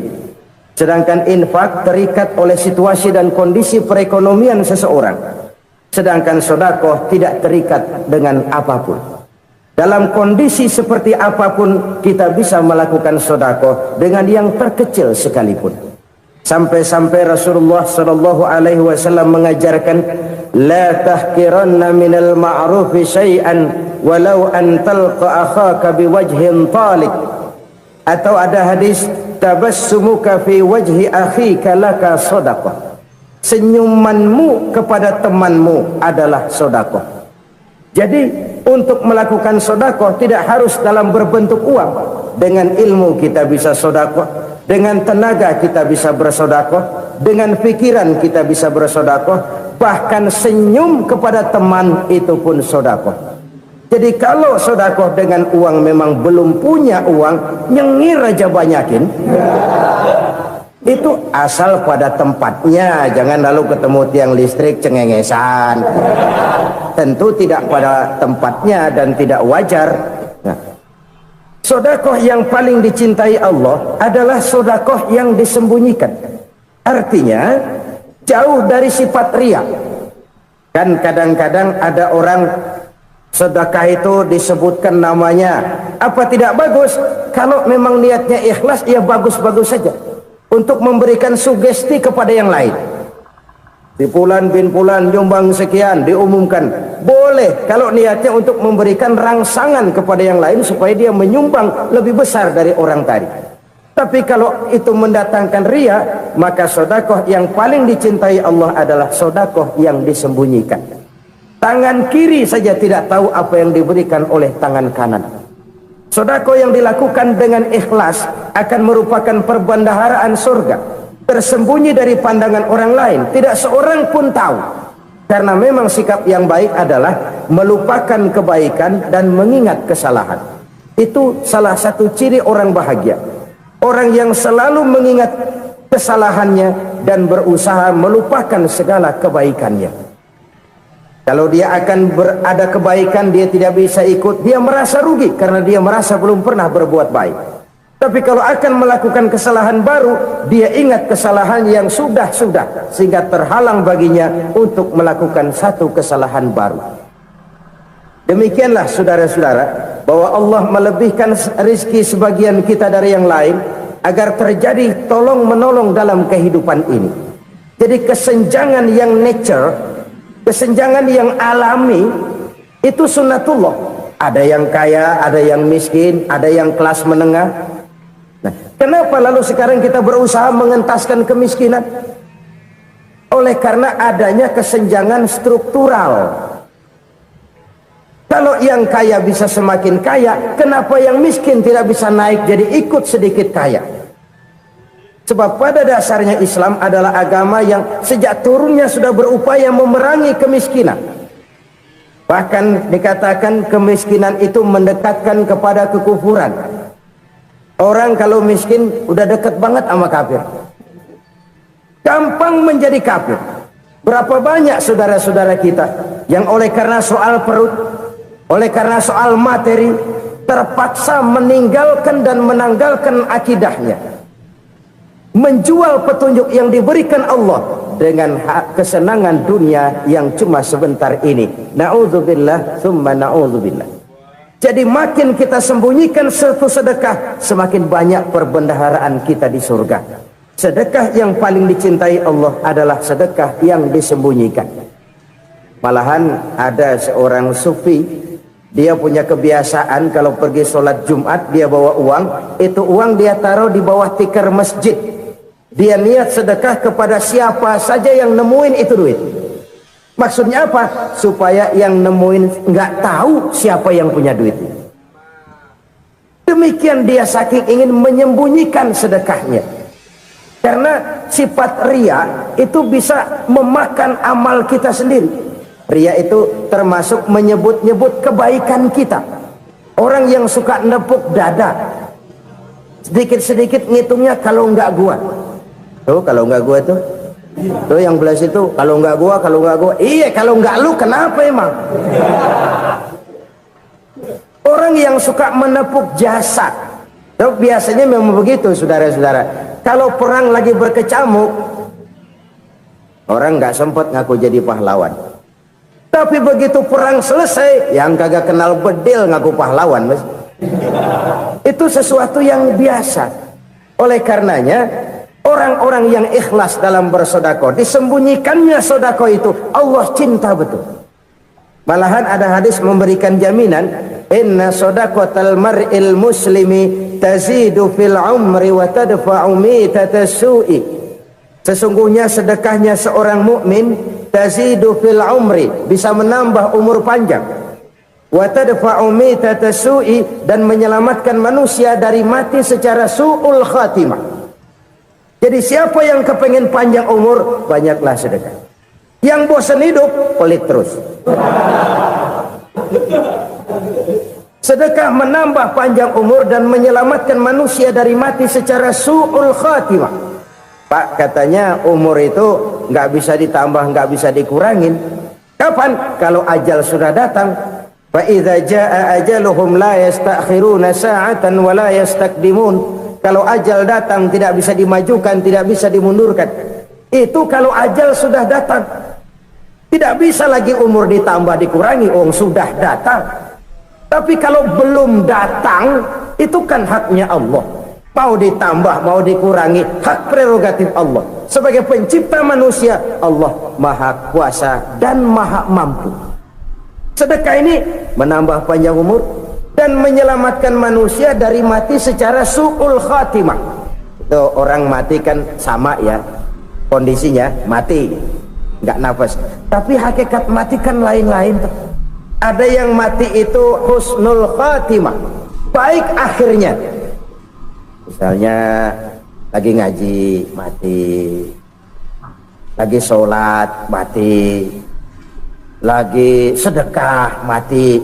Ini yang dinamakan dengan husnul khatimah, baik di akhirnya. Sebaliknya ada yang su'ul khatimah, jelek di akhirnya. Ini yang jadi catatan akhir. Lagi nyekek botol, mampus. Lagi banting kartu, modar. Su'ul khatimah, jelek pada akhirnya. Sedekah menyelamatkan manusia dari mati secara su'ul khatimah. Dan kita semua kepengen mendapat husnul khatimah, jauh dari su'ul khatimah. Oleh sebab itu yang bisa menyelamatkan kita dari penyakit itu antara lain adalah sedekah yang disembunyikan, yang dikerjakan dengan ikhlas karena Allah, tidak karena kepengen dipuji orang, tidak karena ingin dikatakan orang pemurah. Sebab orang dermawan itu orang yang memberi tanpa harus diminta. Kalau masih harus diminta, ya belum dermawan namanya, masih harus diminta. Kalau nggak diminta ya tulus, lolos, polos. Saudara-saudara kaum muslimin rahimakumullah, harta adalah amanat dan akan kita pertanggungjawabkan. Allah melebihkan rizki sebagian kita dari yang lain agar kita saling tolong menolong, bantu membantu. Nabi janjikan, siapa yang meringankan beban saudaranya muslim di dunia, Allah akan meringankan bebannya di akhirat nanti. Sebuah jaminan dari baginda Nabi. Si orang yang kita bantu barangkali tidak bisa membalas, Allah yang akan membalas lewat jalan lain yang tidak pernah kita sangka-sangka. Ada orang tanya, Pak, ini ada orang nyumbang masjid sambil marah-marah, bagaimana? Saya bilang sumbangannya aja ambil, marahnya jangan. Marahnya jangan diambil, itu urusan dia. Saudara-saudara kaum muslimin rahimakumullah, umat Islam ini kan umat yang punya potensi besar. Kadang kita merenung, kenapa kadang-kadang pembangunan masjid kok lambat sekali? Kalau hotel hari ini peletakan pertama, bulan depan peresmian. Supermarket hari ini peletakan batu pertama, minggu depan peresmian. Tapi kalau sudah yang namanya masjid, kadang-kadang peletakan batu pertama sekaligus jadi batu terakhir. 3 tahun, 4 tahun, campur nebar jalak di jalanan, duit dijaring kayak ikan sepat. Apa tidak ada orang Islam yang kaya? Banyak. Apa tidak ada pengusaha muslim yang jadi konglomerat? Ada. Lalu yang belum banyak itu yang komit terhadap nilai-nilai agamanya. Akhirnya kita jatuh jadi umat yang lemah. Belum ada pengusaha konglomerat muslim buka pabrik supermi cap beduk misalnya umpamanya atau pabrik kecap cap sorban supaya identitas keislamannya sedikit kelihatan. Kita jatuh jadi umat yang lemah karena potensi tidak terinventarisir dengan baik. Kita ini ibarat kompor yang cuma matengin nasi orang lain. Potensi kita dimanfaatkan oleh orang lain. Ukhuwah Islamiyah kita baru terbatas kepada silaturahmi. Ukhuwah di bidang ekonomi kita lemah, ukhuwah di bidang kebudayaan kita lemah, apalagi ukhuwah di bidang politik kita lebih rapuh lagi. Padahal ukhuwah itu adalah totalitas kehidupan manusia, menyangkut ipolek sosbud, memerlukan nilai-nilai ukhuwah. Jadi oleh karena itu mari kita menyadari di dalam harta kita, walaupun kita yang cari, pergi pagi, pulang sore, peras keringat, banting tulang, di sana ada harta anak yatim. Di sana ada hak masjid. Di sana ada hak pesantren. Di sana ada hak jihad. Berbahagialah seseorang apabila dia oleh Allah dijadikan keran. Keran itu menyimpan air, tapi tidak untuk dirinya, tapi disalurkannya kepada mereka yang memang memerlukannya. Saudara-saudara kaum muslimin rahimakumullah, ini yang pertama. Jadi perbendaharaan surga adalah menyembunyikan sedekah. Orang lain nggak tahu, kita pun nggak pernah ngitung-ngitung. Kita anggap lewat begitu saja, padahal itu deposit akhirat. Satu. Yang kedua, perbendaharaan surga itu apa? Wa kitmanul musibah, menyembunyikan kesulitan. Kadang orang takut menghadapi kesulitan, tapi makin kita merenung, hidup ini kan sebenarnya urusan. Takut sama urusan ya jangan hidup. Tandanya orang hidup itu kalau punya urusan. Urusan melupakan problem, problem sering menimbulkan kesulitan. Kesulitan bukan untuk ditakuti, tapi untuk diatasi dan dicarikan jalan keluarnya. Siapa sih orangnya yang nggak pernah sulit-sulit? Makin tinggi status sosialnya, makin gede urusannya. Makin tinggi kualitas imannya, makin berat tingkat kesulitannya. Cuma memang yang namanya enak itu seperti pelangi. Biang lala itu nggak pernah di atas kepala kita, di atas kepala orang melulu. Lo sih enak lo, kata kita. Dia juga bilang yang enak kan lo. Pelangi itu nggak pernah di atas kepala kita. Kata tukang beca, aduh enak ya naik Mercy. Kata tukang beca, apa yang di dalam mobil Mercy? Aduh enak bener tukang beca, di jok ngeringkuk ngorok pulas bener. Saya kamar pakai AC sejuk, tempat tidur sutra empuk, alga spring bed, kulak kulik nggak bisa pulas kalau belum minum Valium, belum tidur. Enak bener tukang beca, di jok ngorok nggak tahu wetan kulon. Si tukang beca bilang yang di Mercy enak, yang di Mercy bilang tukang beca enak. Inilah enak, nggak pernah di atas kepala kita, di atas kepala orang lain melulu enak itu. Nah saudara-saudara, yang merupakan perbendaharaan surga itu orang yang bisa menyembunyikan kesulitan, baik pribadi ataupun rumah tangga. Nih terutama rumah tangga yang jadi soalnya. Kadang-kadang kita ini kalau senang, sebaliknya kalau senang kita diam, kalem aja, cuek. Banyak banget duit kita bawaan, diam aja udah. Malah ketemu orang takut. Tapi begitu susah, sekampung tahu. Padahal Nabi mengajarkan perbendaharaan surga itu menyembunyikan musibah, menyembunyikan kesulitan. Kalau enak, cerita sama orang-orang. Kalau nggak enak, rasain sendiri, tekan sendiri, atasin sendiri. Kita kan sebaliknya, tenang kita diam, asal lagi susah, paling tidak kita nyari teman buat cerita kesusahan. Siapa orangnya yang nggak pernah susah? Cuma soalnya bagaimana kita mengatasi kesusahan itu sendiri. Begitu juga misalnya kalau orang sudah berumah tangga, itu orang tuanya harus menjadi tempat dia cerita yang enak-enak saja. Yang nggak enak rasain berdua, selesaikan berdua, atasin berdua. Jangan dibalik. Asal senang diam, giliran susah saja. Maknya laporan. Terbalik, bisa menjaga security informasi. Maka nama bayam keluar diem, malah seluitan. Enak amat lo makan daging ayam. Security informasi.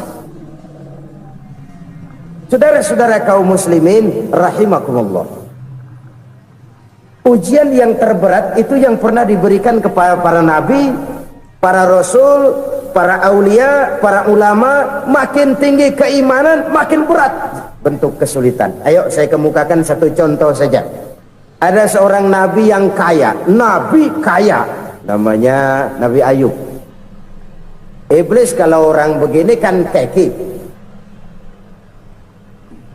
ibadahnya rajin, kaya. Nih yang kayak begini susah digodain. Kalau ibadahnya rajin, miskin, kali bisa disogok. Sini imannya mantap, ibadahnya rajin, kaya, nabi lagi. Oh, tapi namanya iblis, nggak kurang akal. Laporan, Tuhan, kenapa Les?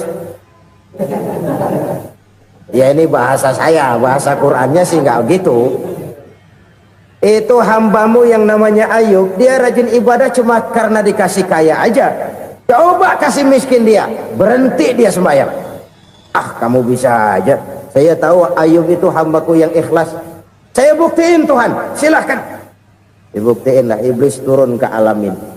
Yang mula-mula dia lakukan, dia rusak sawah ladang Nabi Ayub. Dia binasakan binatang ternak Nabi Ayub. Sehingga dalam waktu singkat, jatuhlah Nabi Ayub dari orang paling kaya jadi orang paling miskin. Beliau masih ibadah di mihrab dalam masjid. Datang iblis. Saudara Ayub, ya, lagi ngapain? Ibadah. Nyembah Allah, nyembah Allah. Oh, percuma. Kenapa? Tuhan yang ente sembah nih, dia udah bikin miskin ente. Sawah ladang ente hancur lebur, binatang ternak binasa. Sekarang ente jadi orang paling miskin. Ngapain nyembah Tuhan kayak begitu? Tekor. Udah berhenti dah ibadah, berhenti ibadah. Ini iblis sama Tuhan laporannya lain, yang dikerjakan kepada Nabi Ayub juga lain. Benar begitu iblis kata Nabi Ayub? Iya, sawah ladang saya habis, buras. Binatang ternak saya binasa, binasa. Saya miskin, bangpak. Apa jawab Nabi Ayub? Bukan innalillahi, ini hebat. Alhamdulillahillazi a'tani wa akhza minni. Segala puji bagi Allah yang telah memberikan harta kepada saya dan sekarang mengambilnya lagi. Alhamdulillah. Allah yang ngasih, Allah yang ambil. Itu mah urusan Allah. Iblis cuman ibadah jalan terus, sujud lagi Nabi Ayub. Iblis seleher gondok banget. Dasar Nabi nggak mempan dia apa-apain. Miskin malah alhamdulillah. Allah yang ngasih, Allah yang ambil. Jadi kalau kita tidak komit, kita tidak terikat kepada kaya, miskin, senang, susah, apa yang bisa bikin kita susah? Jadikan kekayaan, kemiskinan, jadikan senang, susah sebagai anak buah yang bisa kita atur. Jangan kekayaan ngatur kita, jangan kemiskinan ngatur kita. Kita yang harus mengatur mereka. Senang, susah, kaya, miskin, bahagia, sengsara, jadikan itu anak buah yang bisa kita atur. Kalau sekarang kita kaya, lain saat boleh jadi kita miskin, semiskin-miskinnya. Allah yang ngasih, Allah yang ambil. Tenaga mana yang bisa menghalangi? Ibadah jalan terus. Iblis makin gondok. Dasar Nabi loh. Akhirnya apa? Nabi Ayub dikerjain, diberikan penyakit. Demikian fatal penyakitnya. Bayangin, udah miskin sakit. Masya Allah. Miskin sakit. Sakitnya nggak lama, kira-kira 16 tahun. Istrinya 3, 2 mental minta ceraiin. Ngerawatin laki bengek begini. Senang belum tentu, susah udah pasti nih. Cerai aja, cerai dah. Cerai. Tinggal satu Siti Rahmah yang setia menemani beliau. Sesetia-setianya hati perempuan Satu saat Siti Rahmah bilang, "Bang, iya, abang kan Nabi, Bang. Lalu namanya Nabi kan doanya jarang meleset, Bang. Maksud kamu minta kenapa sih sama Tuhan biar abang sembuh baik dah, Bang?" Siti Rahmah, "Iya, saya sakit berapa tahun sih dah? 16 tahun, Bang. Sebelum ini saya sehat berapa tahun? Ya kira-kira 60 tahun, Bang. Nah, coba ente banding-bandingin, Rahmah.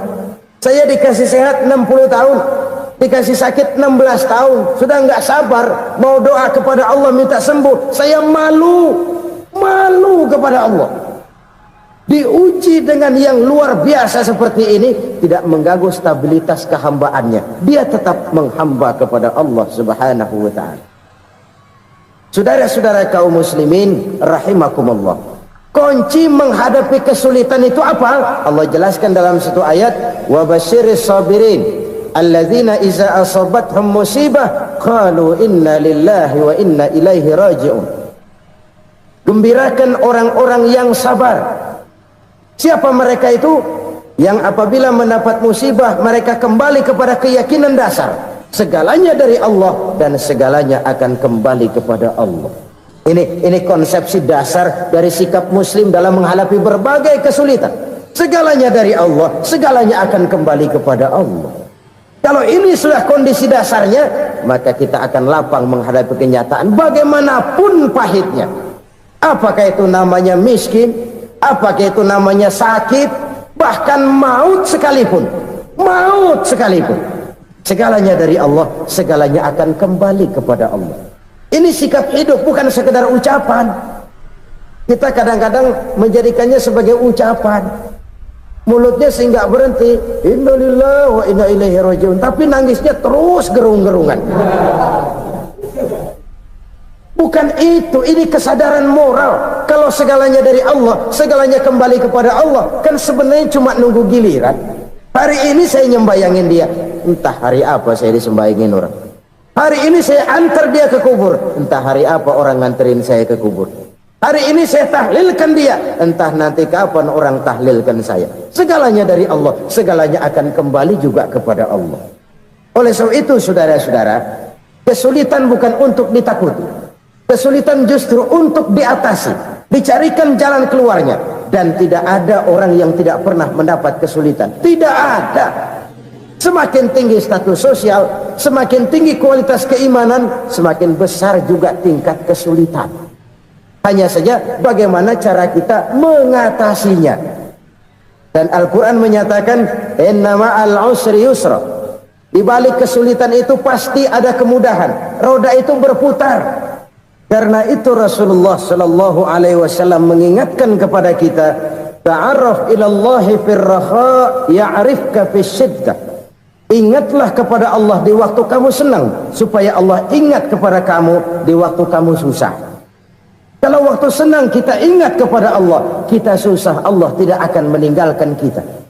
Tapi kalau waktu senang kita jauh dari Allah, sujud tidak sempat, dengan masjid jauh, ketika senang kita lupakan Allah. Nanti begitu kita susah, Allah lupakan kita, dan itu menyakitkan. Oleh karena itu orang-orang tua kita dulu bilang, kalau lagi sehat ingat-ingat lu bakal sakit nanti. Kalau lagi kaya ingat-ingat satu saat kita bakal jatuh miskin. Bahkan kalau lagi muda ingat-ingat kita bakal tua. Dan yang terpenting, kalau lagi hidup ingat-ingat kita bakal mati. Saudara-saudara kaum muslimin rahimakumullah. Jadi yang kedua yang merupakan perbendaharaan surga, menyembunyikan musibah. Saudara-saudara kaum muslimin rahimakumullah. Hal ketiga yang merupakan perbendaharaan surga adalah wasilatur rahmi. Orang yang suka bersilaturahmi. Sebagaimana yang kita maklum bahwa manusia adalah makhluk yang disebut zon politika. Makhluk sosial yang tidak mungkin hidup sendiri-sendiri. Betapa dan siapapun kita memerlukan orang lain. Bodoh betul manusia kalau tinggal di tengah masyarakat tapi tidak mau bermasyarakat. Merasa hebat sendiri, pintar sendiri, gagah sendiri, kaya sendiri. Mungkin kalau mati juga ngubur sendiri. Jangankan kita di sini, di sorga saja Nabi Adam waktu sendirian bengong melulu, mondar mandir. Allah tegur dam sepi dam. Ya ini kalau bahasa saya. Iya Tuhan, sepi ini nggak ada coret-corekan pisan ini. Diciptakan Siti Hawa baru anteng Nabi Adam. Itu di surga. Cobalah. Umpamanya saudara tinggal di Jakarta nih. Kayak bener. Apaan aja di Jakarta punya saudara dah. Jembatan Semanggi ambil. Monas, Buntel bawa pulang. Hotel-hotel ambil semua. Cuman tinggal di Jakarta sendirian, apa enaknya? Betapa dan siapapun kita perlu orang lain. Tidak ada seorang pun yang bisa memenuhi kebutuhan hidupnya secara sendiri-sendiri. Nah, Islam telah menyelamatkan manusia dari ras diskriminasi, mengikat manusia dengan persaudaraan yang berlandaskan kepada akidah. Karena itu dianjurkan bersilaturahmi. Bahkan Nabi menyatakan, man arada ayyubsata lahu fi rizqihi wa yunsa'a fi atharihi falyasil rahimah. Siapa yang kepengen diluaskan rezekinya dan dipanjangkan usianya, banyaklah ia bersilaturahmi. Siapa yang kepengen dimudahkan rezekinya, hendaknya ia banyak bersilaturahmi. Kalau banyak teman, kesulitan kan paling tidak ada tempat cerita. Udah susah sendirian, kita pikirin diri, nggak ada tempat tukar pikiran. Cepet banget sama bengek. Dilawan sendiri. Nah, secara makro kita bisa berkata, tidak mungkin ada kemenangan kalau tidak ada kekuatan. Tidak ada kekuatan kalau tidak ada kesatuan dan persatuan. Tidak mungkin ada kesatuan dan persatuan tanpa semangat silaturahmi. Kalau umat Islam mau menang, dia harus kuat. Kalau umat Islam mau kuat, dia harus bersatu. Kalau umat Islam mau bersatu, dia harus membudayakan silaturahmi ini. Bahkan sampai-sampai kata Nabi, kalau bisa cari nilai tambah. Apa? Silman koto'at. Bersilaturahmilah kau kepada orang yang marah denganmu. Masya Allah, indahnya ajaran agama kita. Orang yang marah pun kepada kita, kata Nabi, kalau bisa bersilaturahmilah kepadanya, kepada orang yang marah itu. Di situ nilai tambah. Cuman jujur nih hadis, ngucapinnya gampang, ngamalinnya yang berat banget. Orang marah sama kita, kita disuruh silaturahmi. Ada apa malu? Lu marah, ada gua marahan lagi. Tunggu pikirin. Saudara-saudara kaum muslimin rahimakumullah. Tapi ini yang diajarkan, bahkan ini yang dicontohkan oleh baginda Rasul. Bagaimana begitu mudah, misalnya satu saat Abu Jahal ini ngatur strategi bagaimana bikin Muhammad celaka. Dia gali lubang di depan tempat tidurnya. Dia tutupin daun korma. Terus dia panggil seseorang, ke sini. Kasih tahu Muhammad, pamannya sakit keras, minta ditengokin. Berangkat orang ini ke sana. Muhammad, labbaik. Pamanmu sakit keras, dia minta ditengokin. Baik, saya akan datang menjenguk beliau. Berangkatlah Nabi ke rumah Abu Jahal tanpa prasangka apapun. Abu Jahal udah pasang setil, selimut 3 rangkap setengah dipakai, persis kayak orang meriang. Tapi sembari ngintip dari balik selimut, begitu Muhammad buka pintu, nah masuk perangkap nih.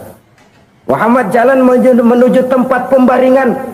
Makin lama makin dekat, makin lama makin dekat, makin dekat ke lubang yang dipasang oleh Abu Jahal itu. Dalam hati Abu Jahal, terus dah jatuh, mampus dah lo ini. Mampus lo hari ini. Apa yang terjadi? Malaikat Jibril datang. Muhammad, pamanmu cuma pura-pura sakit. Di depan tempat tidurnya ada lubang perangkap supaya kamu jatuh ke situ. Sudah, kamu pulang. Balik kanan Nabi. Sudah hampir jatuh ke lubang, balik kanan, pulang. Bayangin kecewanya Abu Jahal. Muhammad dikit lagi, Muhammad dikit lagi. Enggak paman, saya pulang aja. Emosi bangun dari tempat tidur, enggak sadar kalau lagi pura-pura sakit. lompat ngejar Nabi, dia lupa dengan lubang yang dia gali. Serak, nyemplung sendiri ke dalam lubang.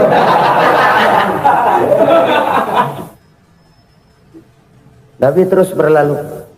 Ini terjadi keanehan. Jatuh ke lubang yang dia gali itu sebenarnya nggak terlalu dalam ya, antara 3-4 meteran lah. Tolong, saya jatuh ke lubang ini. Datanglah pelayan-pelayannya itu. Angkat saya dari sini. Oh, yang ngulurin tambang. Satu gulung, belum juga nyampe itu tambah. Kurang, beli lagi ke warung. Sambung, ulur lagi, nggak juga bisa sampai. Wah, ini kerjaan Muhammad ini. Tolong, siapa salah seorang kamu ke rumah Muhammad, kasih tahu encangnya kecebur. Minta ditolongin. Sampaikan kepada Rasul. Kenapa? Pamanmu jatuh ke lubang, Muhammad minta tolong diangkatin. Tambang udah nyambung-nyambung nggak nyampe juga. Ya, nanti saya datang, saya tolong. Coba. Nyata-nyata orang berniat jahat mau mencelakakan dia. Datang dia menolong. Ini yang disebut air tuba dibalas air susu ya ini. Bukan sebaliknya. Air tuba dibalas air susu. Paman, kecebur ya? Iya Muhammad, tolong ini. Pegang tangan saya. Nabi ulurkan tangannya, nyampe, dipegang oleh Abu Jahal, diangkat ke atas, sampai atas. Apa kata Abu Jahal? Sihirmu memang hebat Muhammad. Udah ditolongin dikata sihir, yang enak kita kemplang kan itu orang begitu. Urusan apa? Tapi inilah akhlak. Kalau bisa kamu bersilaturahmilah dengan orang yang marah kepadamu sekalipun. Orang marah kita tetap baik. So, kalau kita berbuat baik sama orang yang memang baik, rasanya sih biasa-biasa aja. Orang baik kita baik lagi, ya draw aja, belum ada nilai tambah di situ. Baru ada nilai tambah kalau kita bisa berbuat baik kepada orang yang nyakitin kita. Itu namanya kita setingkat di atas dia. Dia sakitin kita, kita berbuat baik sama dia. Dia pelit sama kita, kita baik sama dia. Dia marahin kita, kita deketin dia. Di situ kita punya nilai tambah. Jadi siapa yang ingin diluaskan rezekinya, kata Nabi, dan dipanjangkan umurnya, hendaklah ia banyak-banyak bersilaturahmi. Sederhana sebenarnya silaturahmi, tapi silaturahmi membangkitkan semangat kesatuan dan persatuan. Kesatuan dan persatuan melahirkan kekuatan. Dalam matematika 1 ditambah 1 pasti 2. Tapi di tengah masyarakat, 1 orang takut ditambah 1 orang takut, hasilnya jadi 2 orang setengah berani. Kenapa setengah berani? Karena udah berdua. Tadi pan takut sendirian. Kalau dia kumpul turu-turu takut lah jadi berani. Kita yang lemah, kita yang tidak berdaya, kita yang miskin, kalau mau kompak bersatu, apa yang nggak bisa kita kerjain?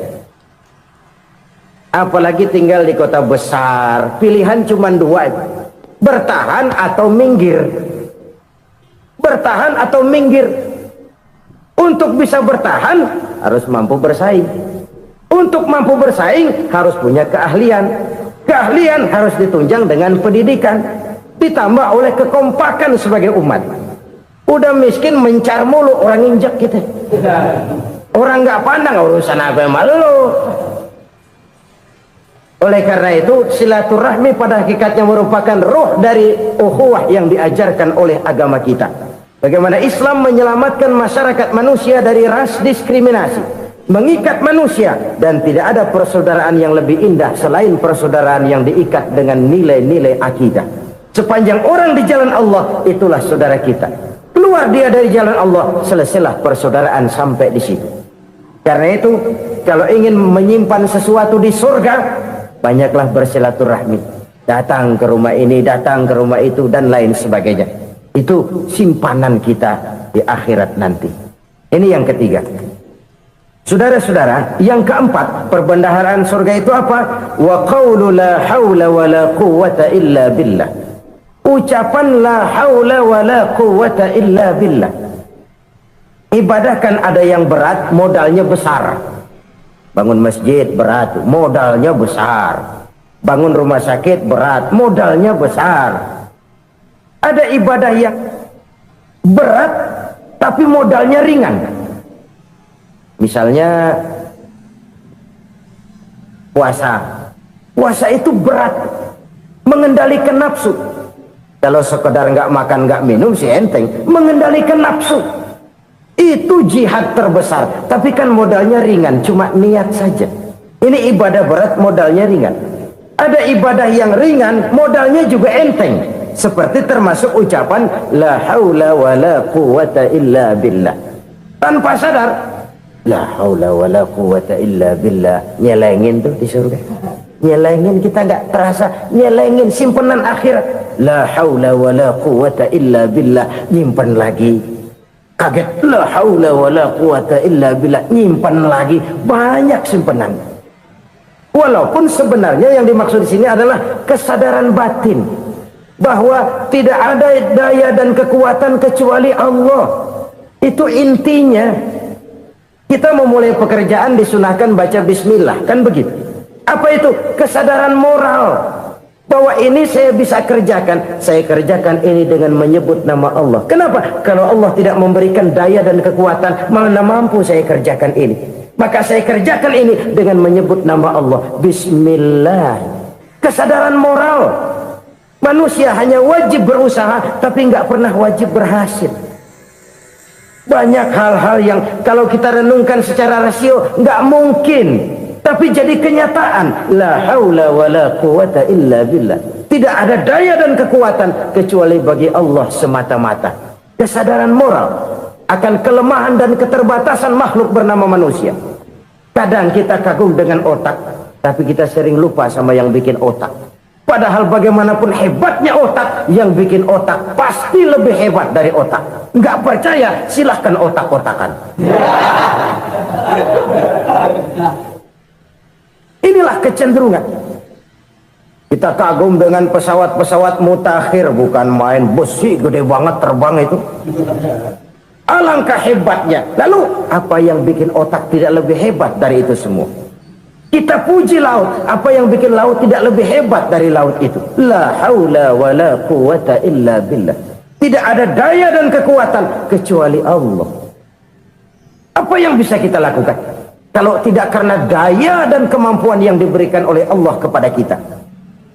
Lahirlah sikap tawadu, rendah hati, tidak melonjak menjadi angkuh dan sombong, sadar akan kelemahan dan keterbatasan diri sebagai makhluk yang diciptakan oleh Allah Subhanahu wa taala. Jadi satu sisi ini ucapan yang berpahala, la haula, jadi wiridan.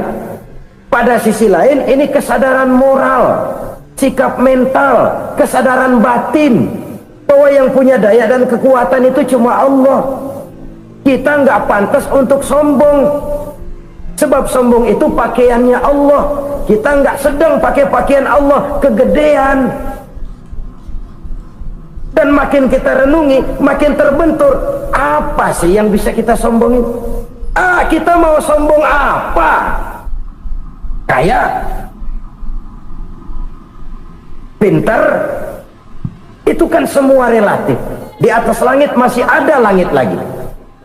Jadi oleh karenanya, marilah kita menyadari, manusia hanya wajib berusaha, tapi tidak pernah wajib berhasil. Yang berusaha saja tidak wajib berhasil, apalagi yang tidak berusaha. Islam bukan agama orang pemalas yang selesai sholat lalu ngelohom, nggelenggem ayem-ayem. Tapi Islam bukan agama orang sombong yang setelah berusaha lalu tidak memerlukan Allah. Kita bisa saja bikin proyeksi, tahun sekian kita bakal panen besar menurut perhitungan otak. Tapi ada kejadian lain. Apa? Tikus ngambek. Habis itu dimakanin tikus, panen gagal. Proyeksi rasional gagal oleh tikus-tikus yang ngambek itu. Bisa saja terjadi. Tahun depan kita panen besar, urung. Kenapa? Musim panas panjang. Dan sekarang ini koran-koran bikin berita musim mengalami penyelewengan. Bukan cuma manusia yang nyeleweng sekarang. Musim pakai nyeleweng. Mestinya kan musim hujan udah selesai, masih hujan-hujan juga. Musim. Nah sekarang kita boleh bikin proyeksi, kita bakal panen besar. Tahu-tahu musim panas panjang. sawah retak, air kering, cari teknokrat yang paling botak, suruh pendekin tuh musim panas. La haula wa la quwata illa billah. Inilah kesadaran moral. Saudara, saya teringat satu saat ada seorang konglomerat. Umurnya ya kira-kira 70-an. Satu saat dia ditanya oleh wartawan, "Pak, umur Bapak berapa sih?" "Ya paling 10 tahun." 10 tahun? 10 tahun? Anak Bapak berapa orang? Aduh. Satu saja? Satu. Harta Bapak berapa? Ya paling-paling bangsa 7 juta kali. 7 juta? Iya. Pak, kenapa Bapak bohongi saya?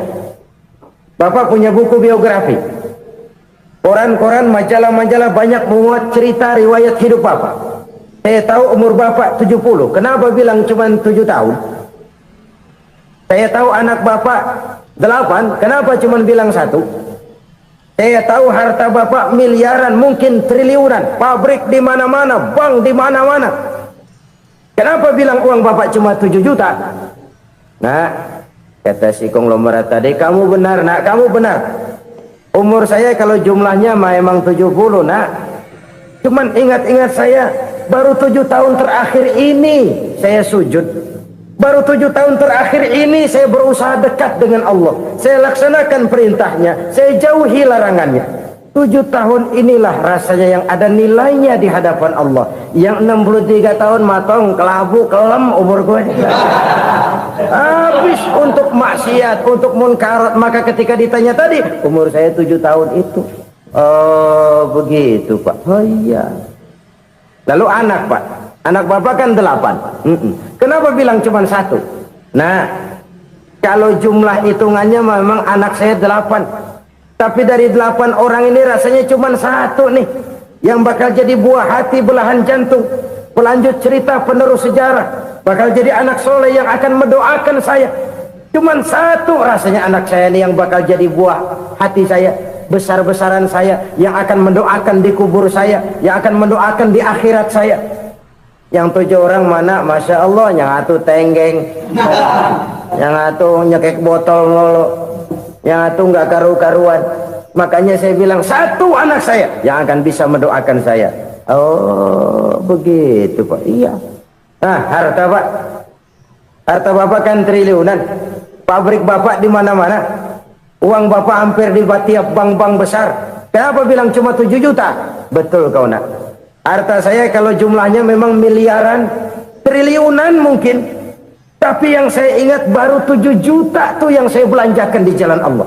Saya nyumbang masjid, saya santuni yatim piatu, saya bantu pembangunan pesantren, saya bantu pembangunan rumah sakit Islam. Itu yang akan saya bawa pulang ke akhirat, yang 7 juta itu. Yang triliunan itu nanti akan diperebutkan oleh anak-anak saya sebagai waris saya. Jadi harta saya 7 juta itu yang bakal nemenin saya di akhirat, yang akan saya bawa pulang jadi teman saya. Saudara-saudara kaum muslimin, jangan-jangan orang tua itu adalah kita-kita ini. Jangan-jangan kita-kita ini adalah orang tua itu. Jangan-jangan itu potret dari diri kita masing-masing. Dari sekian umur yang diberikan Allah, berapa tahun yang ada nilainya di hadapan Allah? Dari sekian anak-anak yang merupakan amanah, berapa yang akan mendoakan kita sebagai orang tuanya menjadi anak soleh? Dari sekian banyak harta yang diberikan Allah, berapa yang akan kita bawa pulang menghadapnya nanti, yang kita belanjakan di jalan Allah? Ini sebuah potret kehidupan. Karena itu kita kembali kepada la haula wa la quwata illa billah. Kita wajib berusaha, kita wajib berikhtiar. Selebihnya segala daya dan kekuatan hanya milik Allah saja semata-mata. Satu kesadaran batin dari setiap pribadi muslim.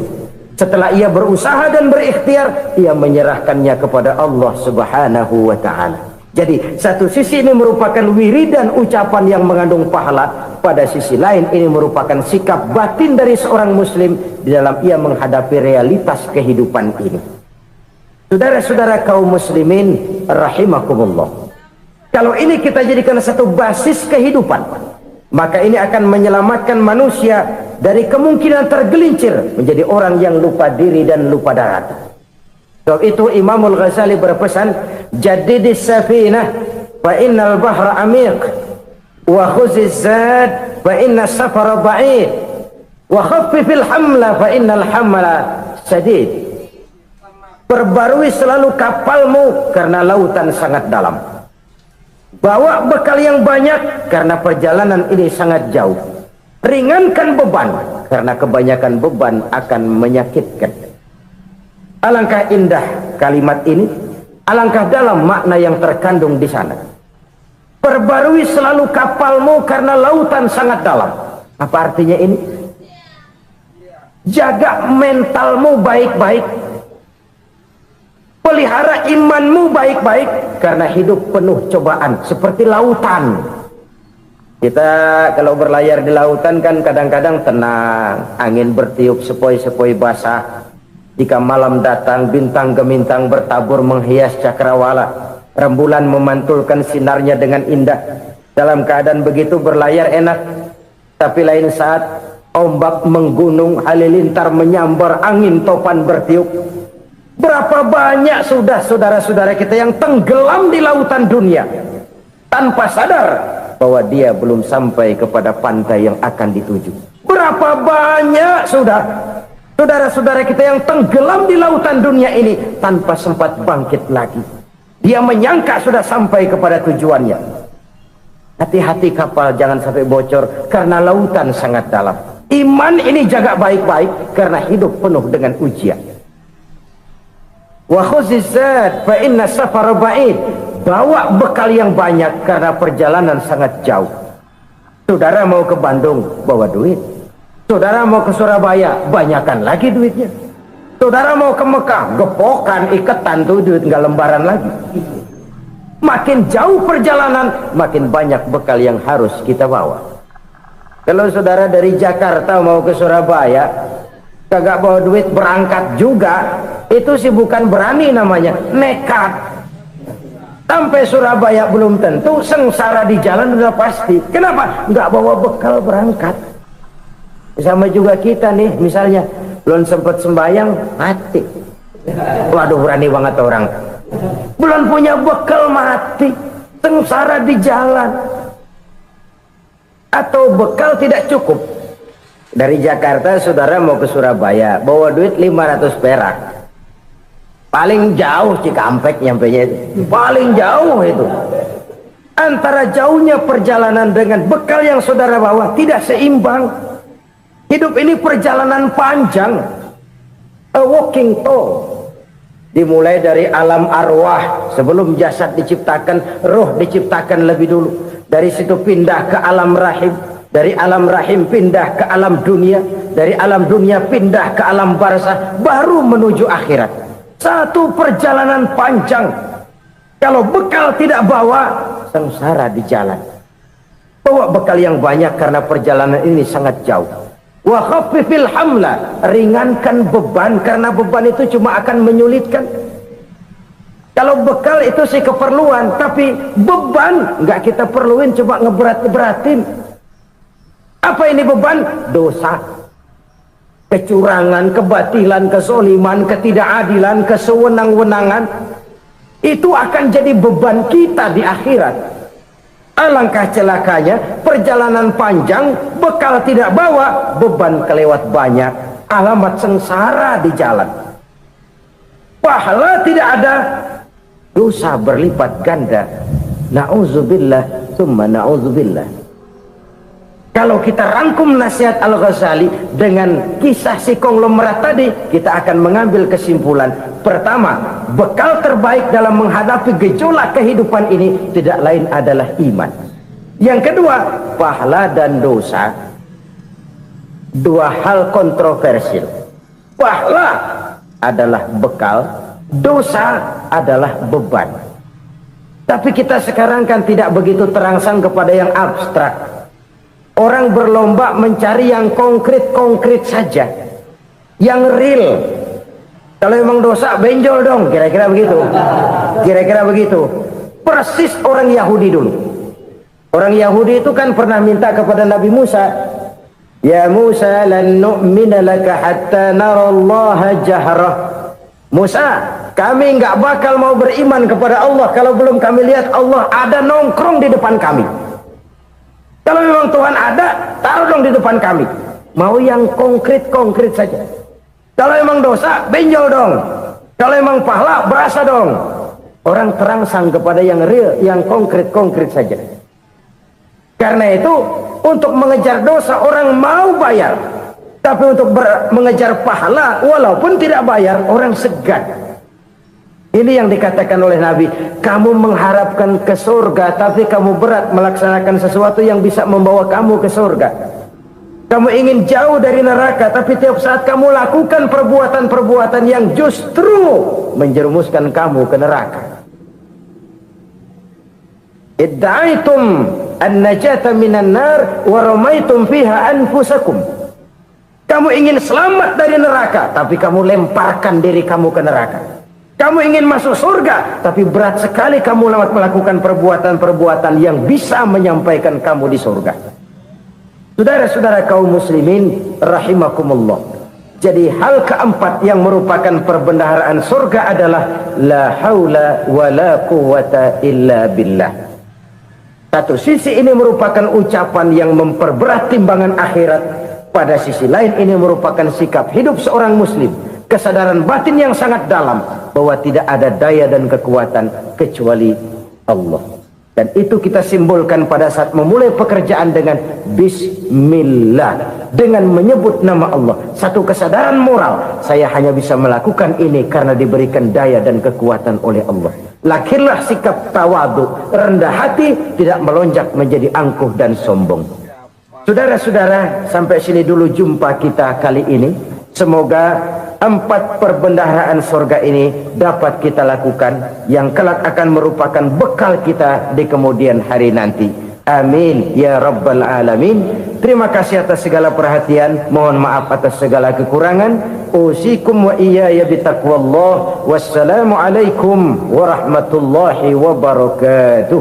Waalaikumsalam warahmatullahi wabarakatuh.